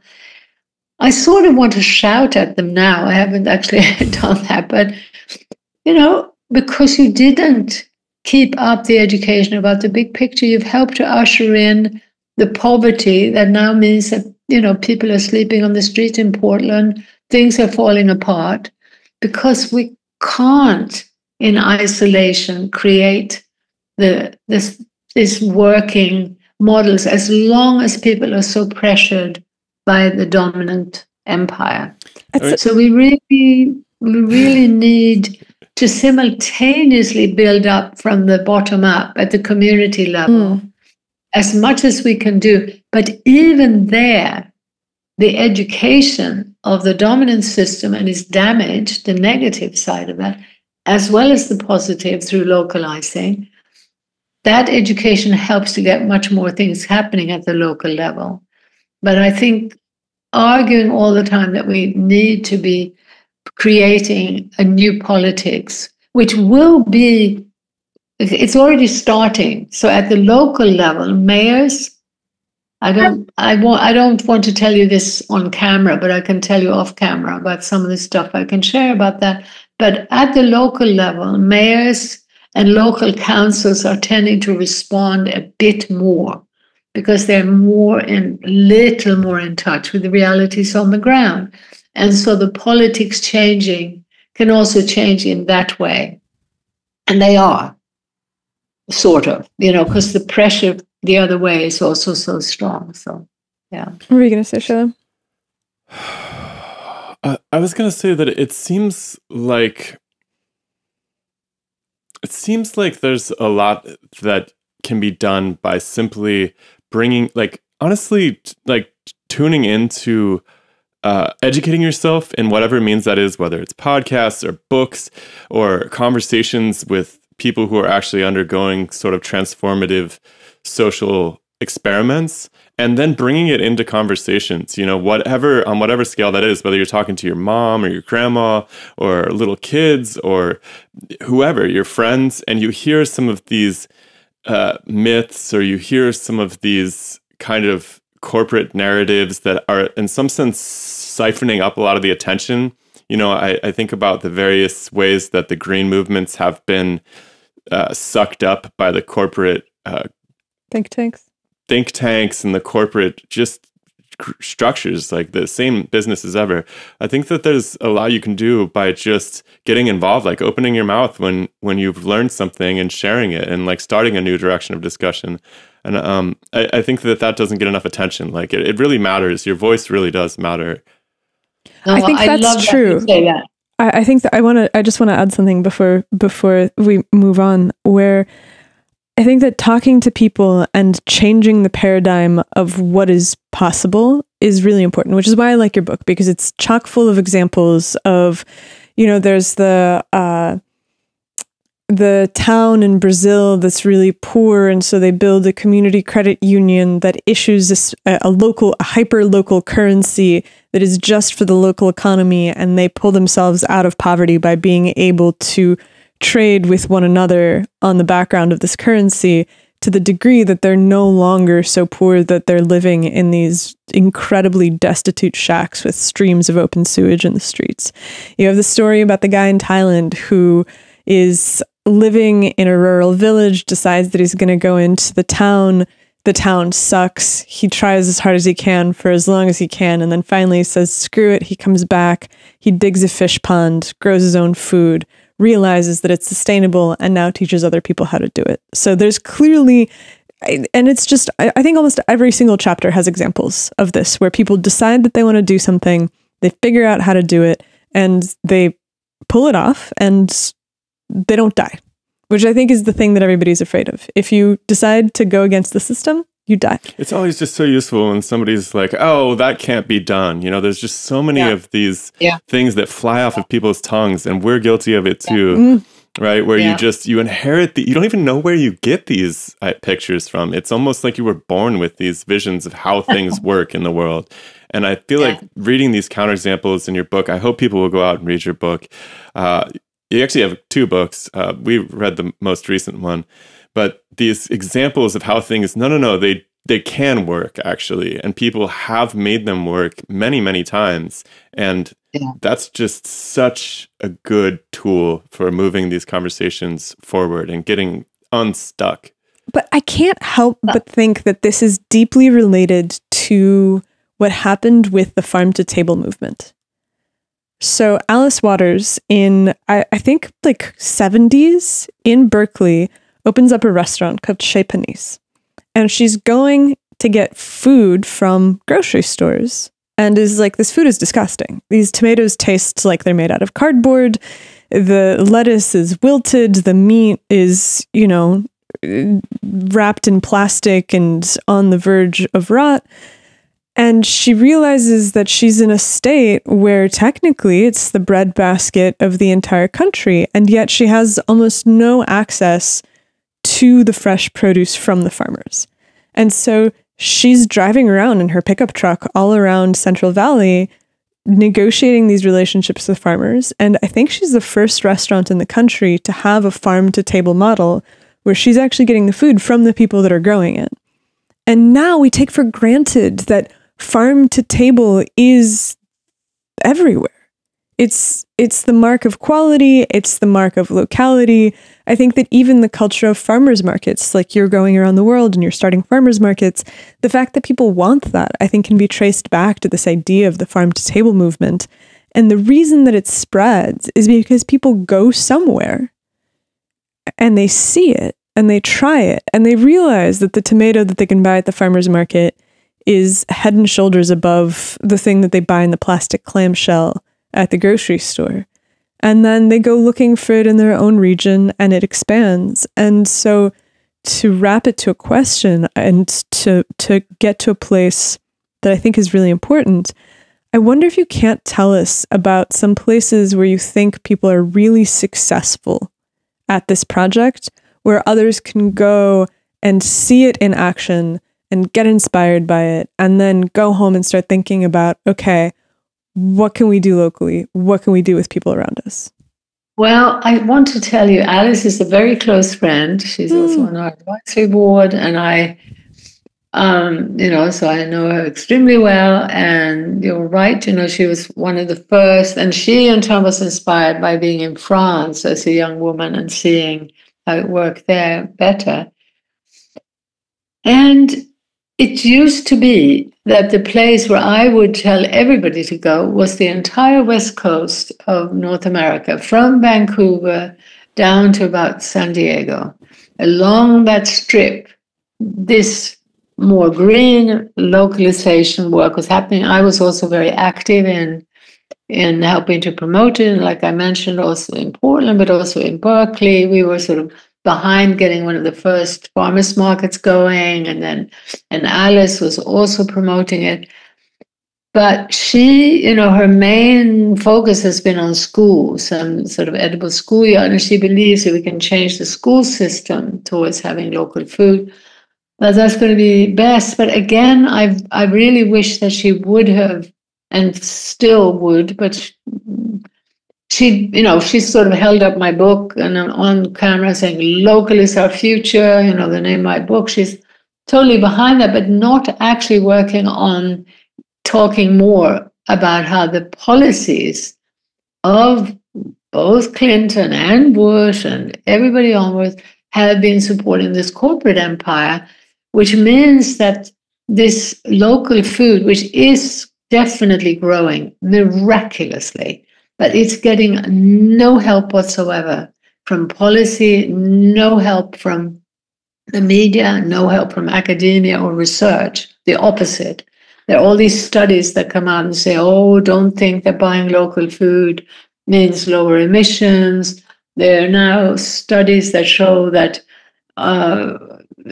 basically things like, oh, don't think that shipping shrimp from England to Thailand to be peeled is bad for the emissions, because if we peeled our shrimp at home in England, we'd be using machines, whereas in Thailand they do it by hand. Another study, this is early on when we were starting to push local in the UK, there was another study showing it's much better you buy lamb from New Zealand than buy lamb from the UK, because in New Zealand they use green energy and in England it's all brown energy. So it's just, anyway, if we had research, proper research on our side, this local food stuff would be exploding. And that's actually a really interesting point, because I see so much of this where people are arguing insane conclusions about the benefits of local and regenerative farming, where they're trying to suggest that it's not the better choice. And it, to me, seems like a clearly astroturfed condition where there's studies being published by corporations that have a vested interest that are presenting conclusions that allow business to continue as usual. Because as long as there's a highly cited paper to point to, the intuitions don't operate. Yeah. And you should know about a very important study that was actually initiated by big business with the help of the World Bank. It was called YESTAD, which was the International Assessment of Agricultural Science and Technology for Development. So this was a global study, 3-year study with something like 53 governments, something like 350 experts. Halfway through, they had to change the name. They had to add knowledge. So it wasn't just agricultural science and technology, it was agricultural knowledge, science, and technology. And by the end of the study, they didn't want anything to do with it, because the end of the study showed that continuing in this corporate industrial way was killing the planet, and that there were lots of farmers around the world who had a lot of knowledge about how to farm. So this was exactly the opposite of what the initiators of the study had hoped to achieve, and so was squashed, because the head of the report at the end said, if we continue in this industrial way, we'll be living on a planet that's uninhabitable. So where should people go where should people go to be able to experience communities that are doing it right? Because we live in the Pacific Northwest, and I'm like, yeah, I guess. I mean, Portland had some farmers markets. I think it's a problem to think. Well, they I would say that, for instance, where I am now, Byron Bay and Totnes are some good examples of enough community involvement and enough people who've sort of seen the world. Interestingly enough, very often it's people who have traveled and have had quite a lot of global experience who become more aware of the need to localize. And so in some of these communities, you can see a fair amount of what we need to be creating and supporting. But really, I would argue that the most important thing we could do is to share the bigger picture with numerous examples from around the world of specific initiatives that have worked. I would argue that what you were saying about conversation and how incredibly important the ideas are and what we share in conversation, I would like to encourage people to systematize that into a project of joining a local circle, of committing to identifying between 2 and up to 20 roughly people in the area near enough so that you can meet regularly. I would like to urge people to do that with what we're offering at Local Futures is, as it were, a curriculum that is saying you can experience immediate improvements to your personal well-being, and you can make changes in your personal life that will be beneficial. And on a journey of exploration, we're also contributing to healing the planet as a whole. And so we like to lead people with 5 words. And the first one is reconnect. And that reconnection is to come together in a human scale group where you also understand how isolated we become. And so even, when we see each other, we're still caught up in a competitive discourse. The typical, party will be showing off about, well, I'm writing a book and I've done this and my daughter's going to Harvard, and a type of show-off communication that leaves us lonely. So now what's happening, and it's happening around the world intuitively, there is the emergence of deeper circles of connection where we realize we have to be willing to be more vulnerable. We have to be able to be who we are with all the flaws and the problems at home and the arguments with our husbands. And we're not perfect and we have issues, and we share our deepest worries and our deepest joys in a meaningful way. And that reconnection can immediately be healing. Immediately. Now, the reconnection can also mean that once you understand the bigger picture we're sharing and you want to connect more to nature more deeply, you as a group can organize your own DIY vision quest. You don't have to spend thousands of dollars to go with some accredited person. Once you understand it, you as a group, one of you can take the time to find where is the closest bit of relatively wild land we can go to together. We can do it in a way, by the way, which is also in terms of my work. I'm arguing that the hyper-masculine is still dominating in a lot of this. So the total alone on the mountain doesn't suit most women. So the Indigenous women I know say, I have never once in my lifetime slept alone. They come together at night to sleep together. Anyway, so the DIY vision quest can be more gentle and more feminine, and the children can be urged to just, for a while, feel that tree or that cloud. Don't just play football, but play some football too. You can be together over the fire, and as you sing together, you are doing something much more magical, much more healing than you realize, much more deeply, soulfully connecting. And it's fun. So the reconnection, then very important is that you are willing to rethink. So part of what I just said involves rethinking about how to even reconnect in this small group. But the rethinking also means rethinking all that propaganda, all those assumptions that you've been fed again and again, 24/7, about how this can't work and etc. So the rethink, and be willing to resist as well as renew. So reconnect, rethink, resist, renew, and rejoice.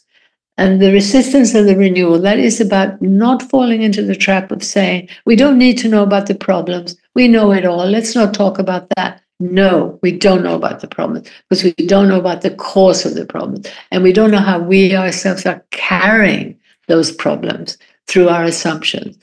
And that, it sounds like it would be very difficult for people to get rid of those assumptions.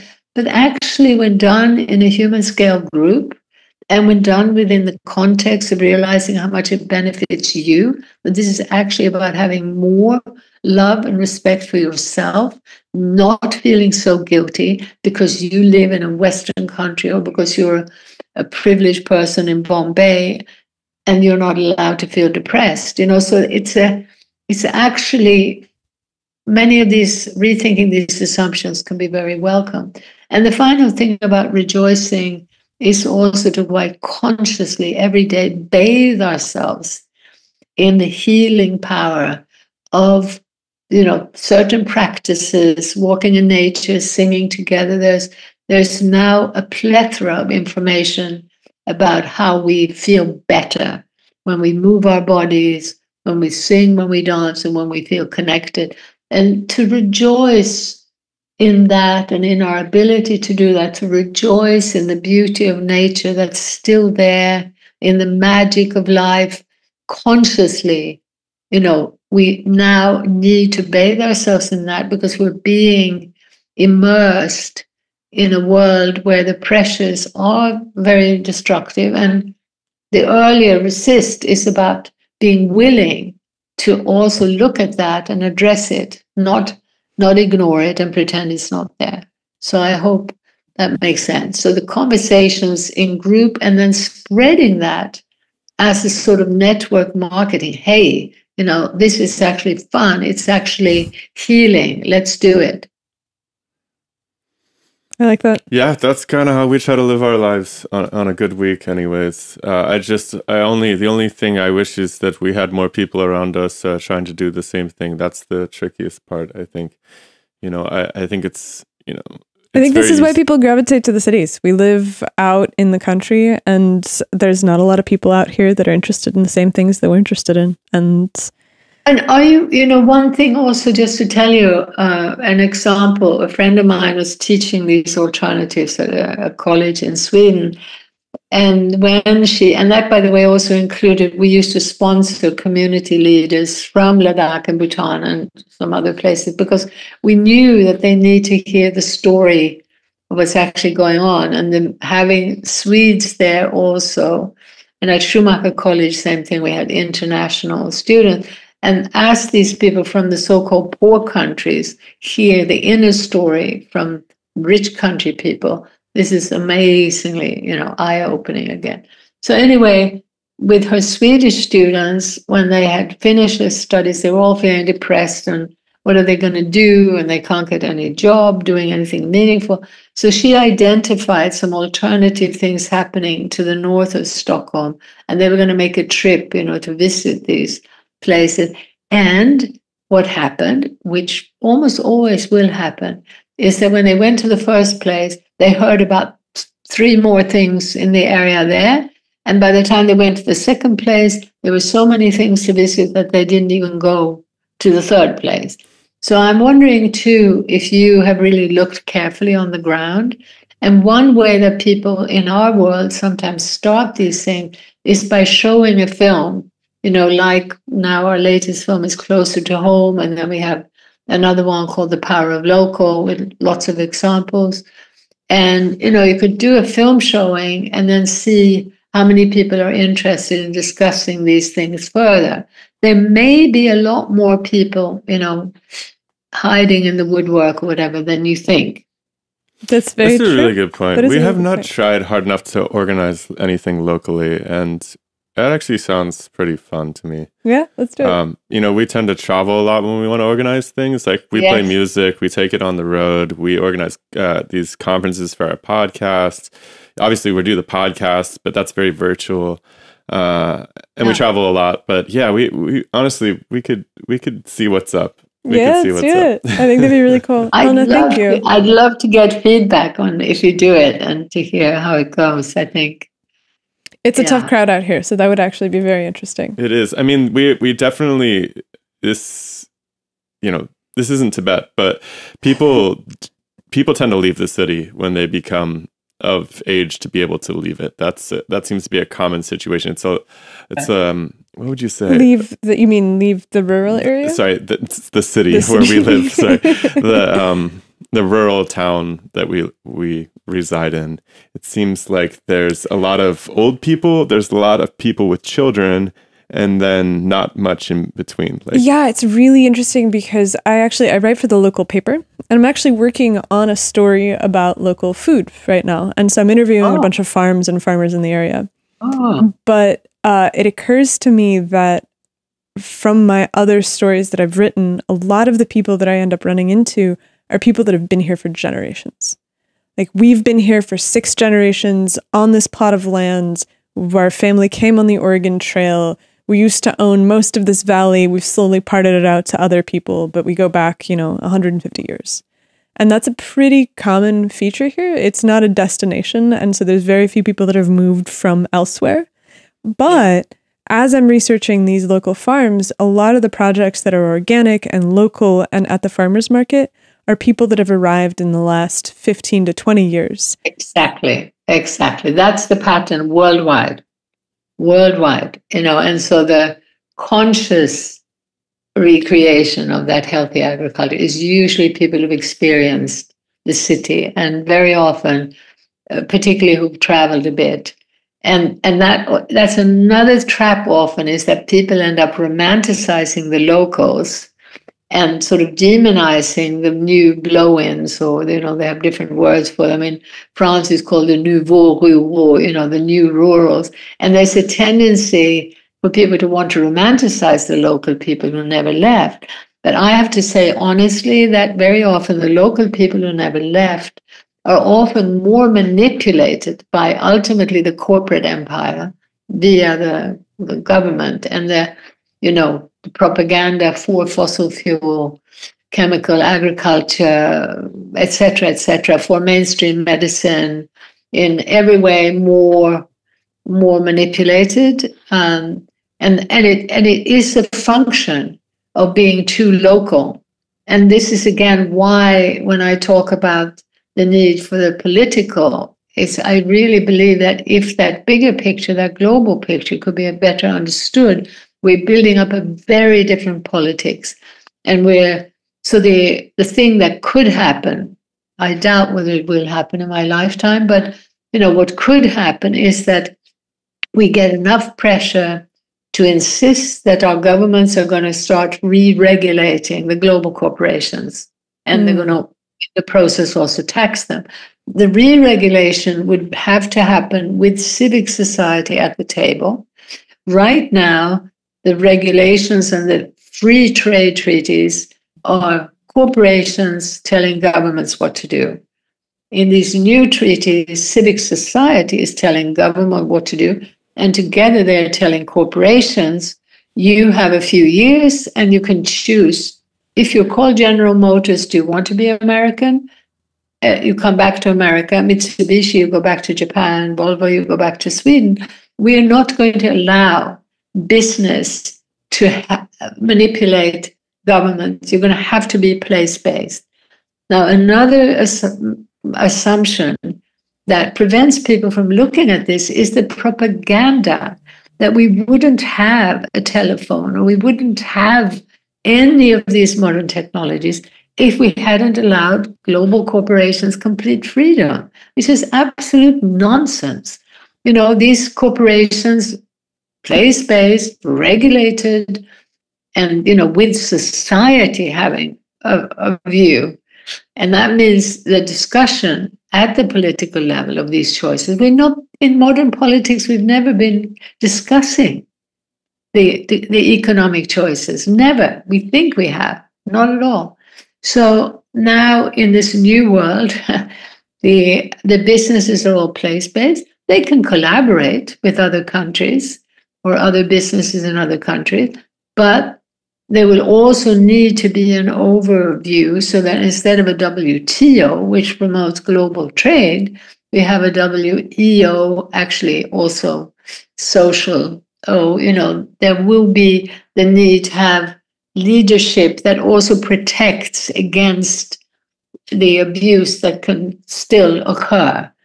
But this is very complex. You may not want to keep it in. I do talk about it in the book, but we have to distinguish between this umbrella of protection against what we shouldn't do that comes out of a highly reductionist, narrow thinking linked to profit versus what kind of deep ecological, local, culturally adapted wisdom knowledge is needed to grow this tree, to have that particular plant, to build those houses, which only, a mile away, less than a mile away, in the ancient adapted cultures, the architecture is different, the plants are different, and the adaptation is different. So at the same time as we have that protective umbrella against monoculture, we allow for much more diversified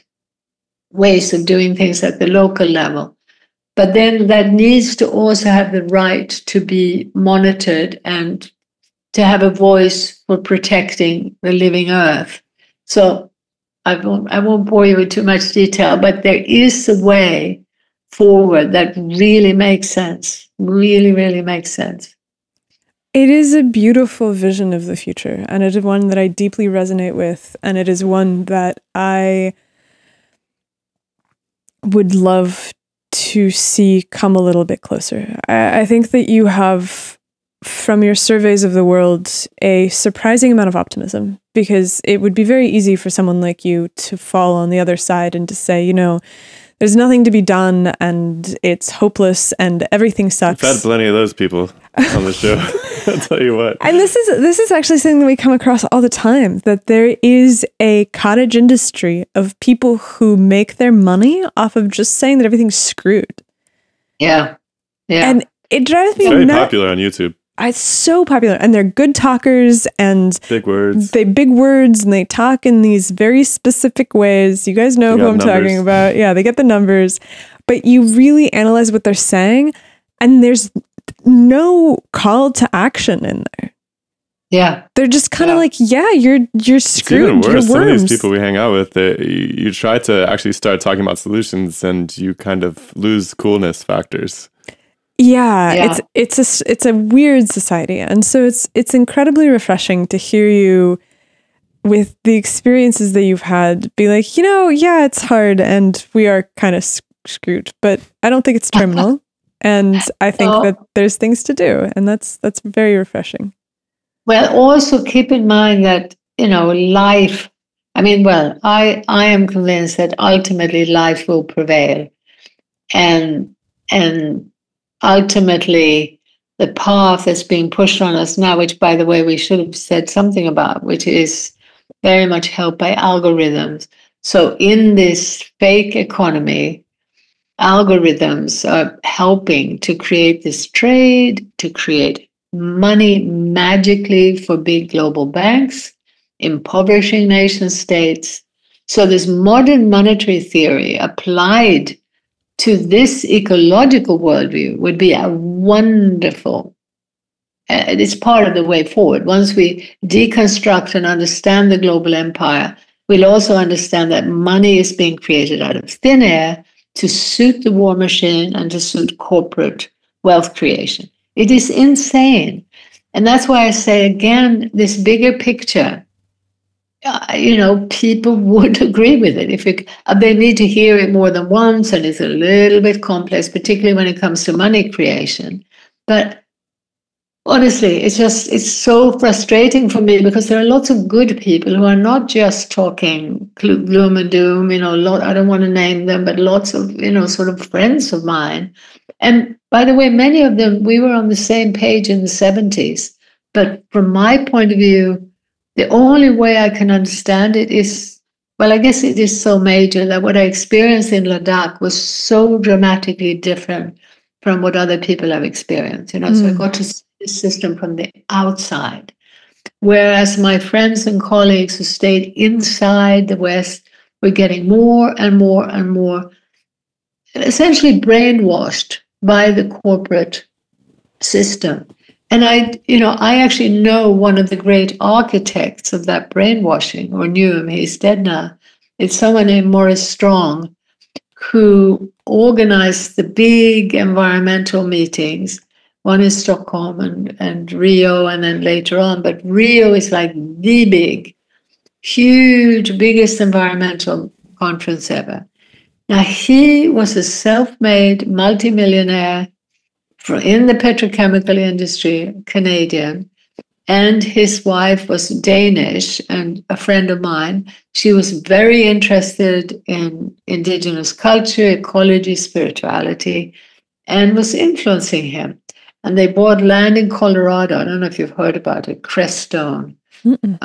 And she tried to gather leaders from, Tibetan Buddhists and Navajo leaders, different spiritual traditions, and environmentalists.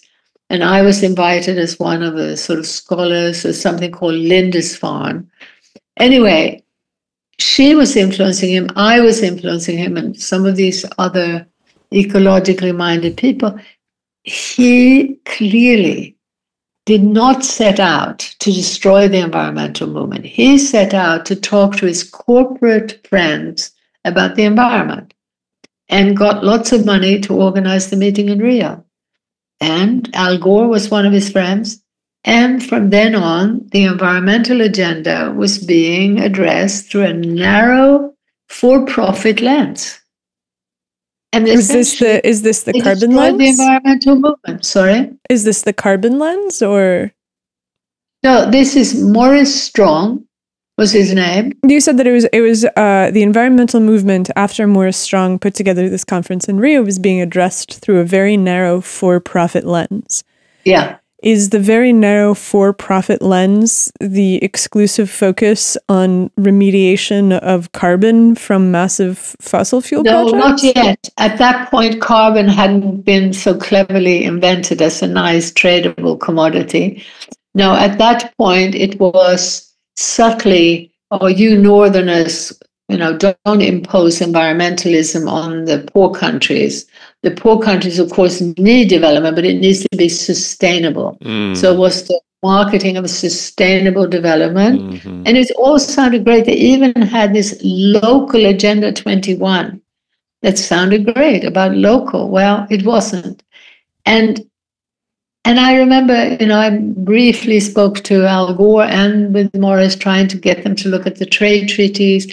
Al Gore had already in his book written about how free trade, genetic engineering, and the information society were the way forward. This was a great ecological book that many of my environmentalist friends embraced as wonderful.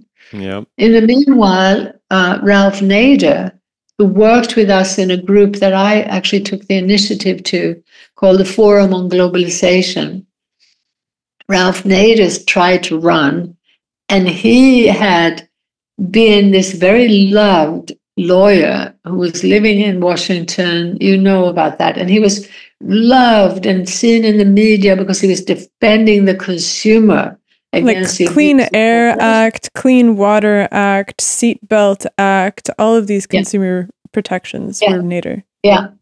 Yeah. So he was loved and seen to be defending, but he hadn't realized about the global. And then when he woke up to it and he tried to talk about the trade treaties, suddenly the New York Times, the LA Times, not interested, too technical. And that's what's happened to me again and again with that. So by that time, are you still in touch with Nader? Is he still doing stuff? No. And actually, last time I saw him, it was so depressing where he had gone. It was just narrowing in. I mean, even the Forum on Globalization that I helped to start originally, because it became North American based, ended up going off in a direction that, just didn't keep looking at the big picture. And it's, one, I don't want to name people. I shouldn't. But it's hard for me. Sometimes if I get angry or whatever, I'm more angry at my environmentalist friends than I am at the CEOs who I see as having been educated into this system, into these assumptions, they've not been on the ground trying to defend people or the environment from the abuses that come from that.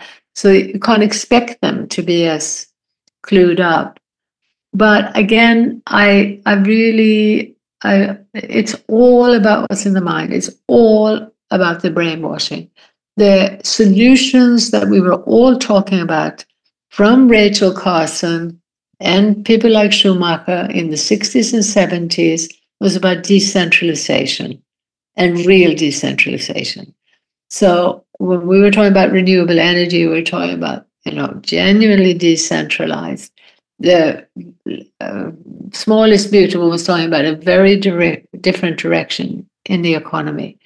But that all got covered up, and I know some people, intimately, and I've seen the brainwashing, where increasingly they got more and more caught up in the mainstream narrative, and of course the carbon narrative and climate change as a very extreme, narrow target, and fear mongering has been very helpful for the corporate agenda.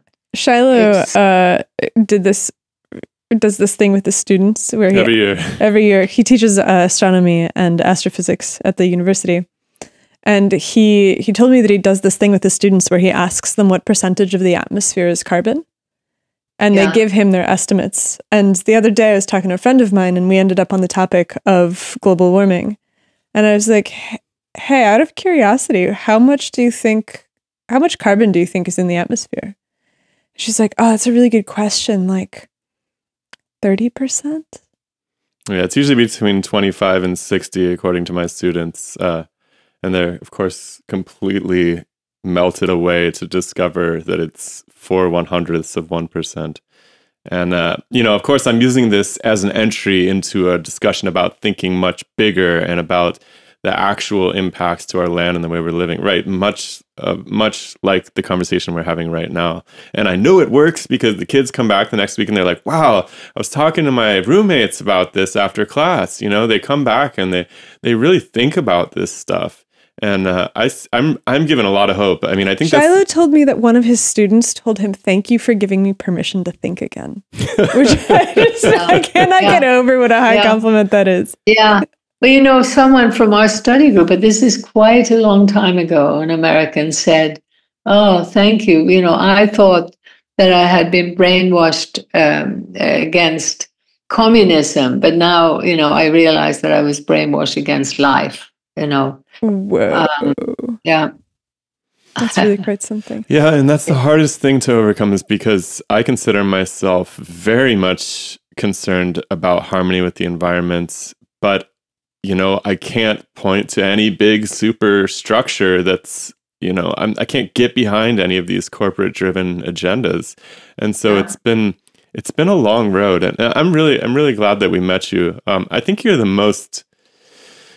not only the most well-spoken, but you seem to have a really good picture of how all these things fit together in a way that's pointing towards actual things we can do about it.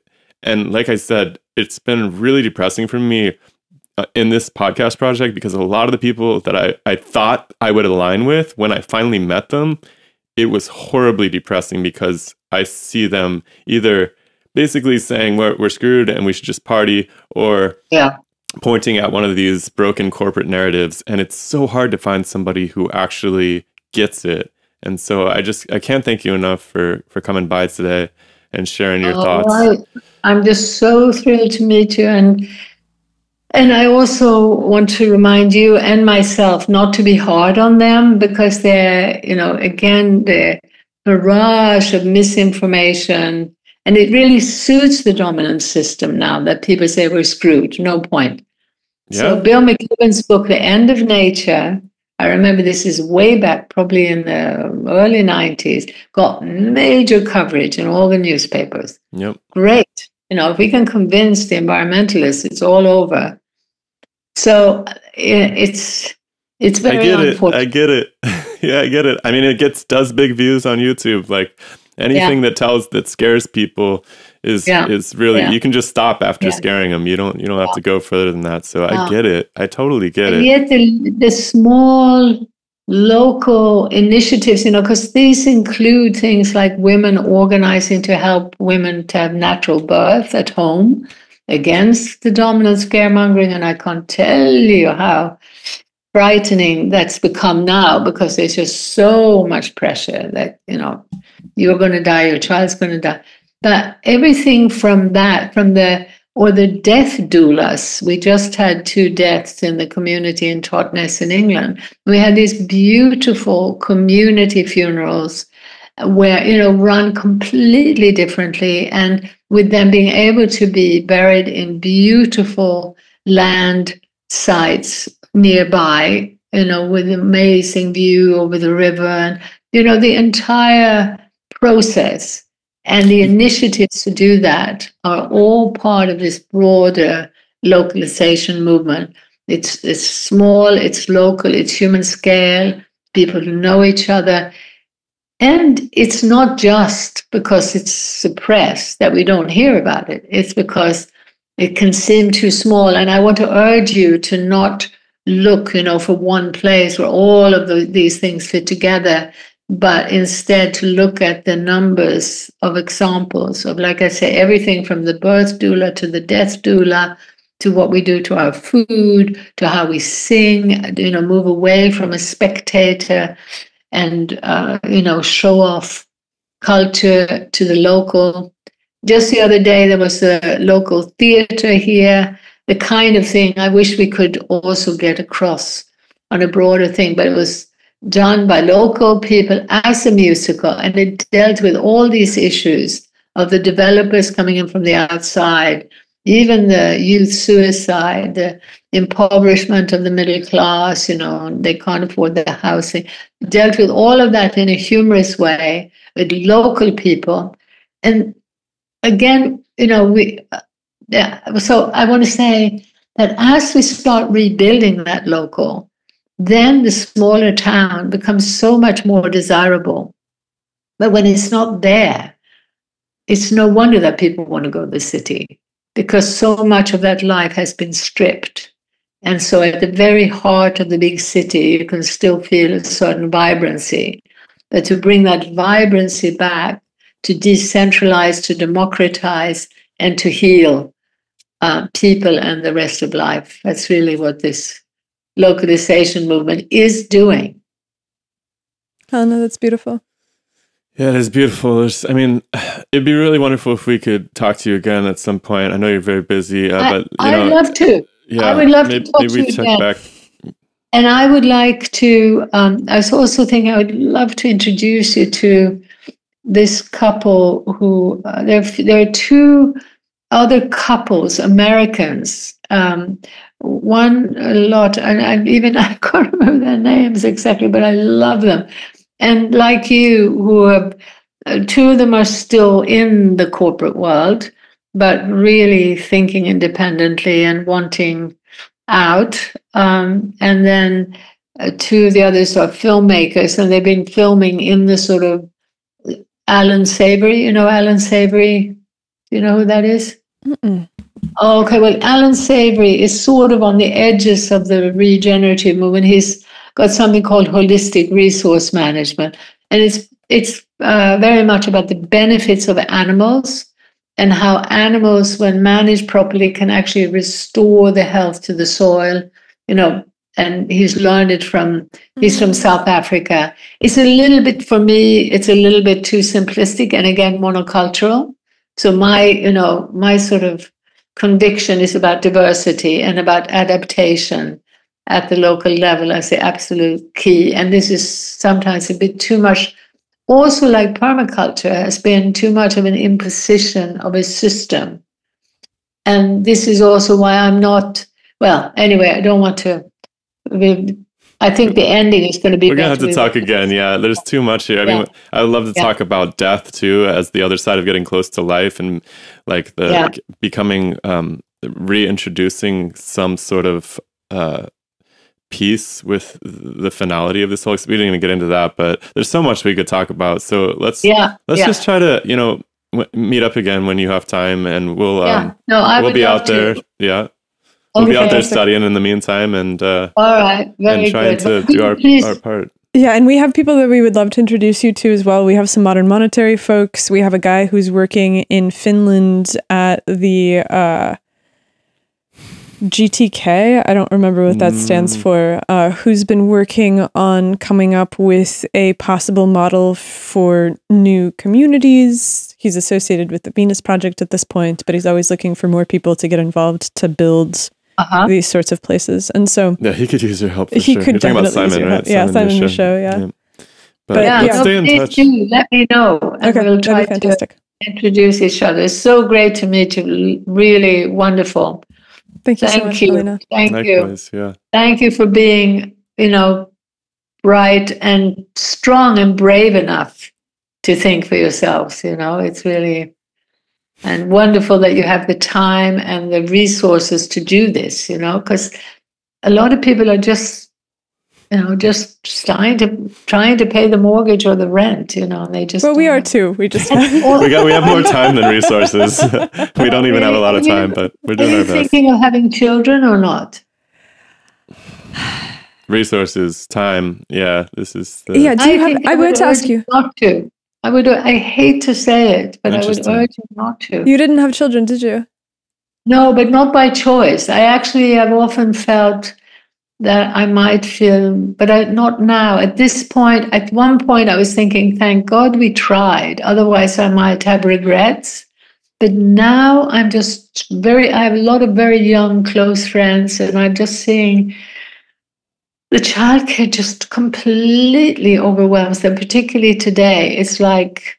That's the main problem for us. It's like we don't have any... If we knew like somebody who was... There was a really good comedian. We watch a lot of comedy because we get very, very serious if we don't watch comedy. And there's a guy who's doing stand-up called Des Bishop. And he had this really funny joke where he was like, I just got married. My wife really wants to have kids. And I guess we're going to have kids. But it'd be a lot easier of a decision if it was possible to raise kids the way that I was raised in the 80s. Where anytime I was in the house, my mom would basically be like, what are you doing in my house? You need to leave immediately. And they would leave. And so I'm like, yeah, that would be a lot easier if you had a culture where, yes, you had children and you spent time caring for them. But I don't know if you've seen these graphs of parental involvement over the decades in various countries. I'll dig it up and I'll send it to you. It's basically every country except for France, which I don't totally know what's happening in France. The amount of time that each parent spends with a child has ballooned exponentially in some places. Really? Wow, that's interesting. Because certainly I'm seeing these young friends just way overdoing and not understanding that these children need more community and more significant others. And it's not good for either the mother or the child, this intense. And I think now at this stage, it's so valuable what you're doing and what you're able to bring to it with, a lack of ego and intelligence and holistic thinking is just so like the most important. It's the most important activism today and absolutely so badly needed. So I am with a few other friends too. I'm urging them not to have children. It doesn't feel good, but I think I would urge you simultaneously, to definitely connect to children and connect to community. And I hope you find some of these like-minded others where you live. If you don't, I would urge you to move. I think it's really, really important to have that ongoing deep connection and support. And it needs to turn into practical support as well, which is why it's so important that it be face-to-face, so that if one of you is ill, you can get help, from that community around you. You need to feel that it's not just words, but it's also actions. That's so true. All right, well, we have our work cut out for us. Tell me, is it Helena or Helena or Helena? Well, I usually say Helena. It's Helena. Swedish, which is Helena, but Helena usually in English. All right, Helena. Helena. Much love. Much love. Thank you so much. Thank you. Bye. Have a great rest of your day. Thanks. Bye, everybody.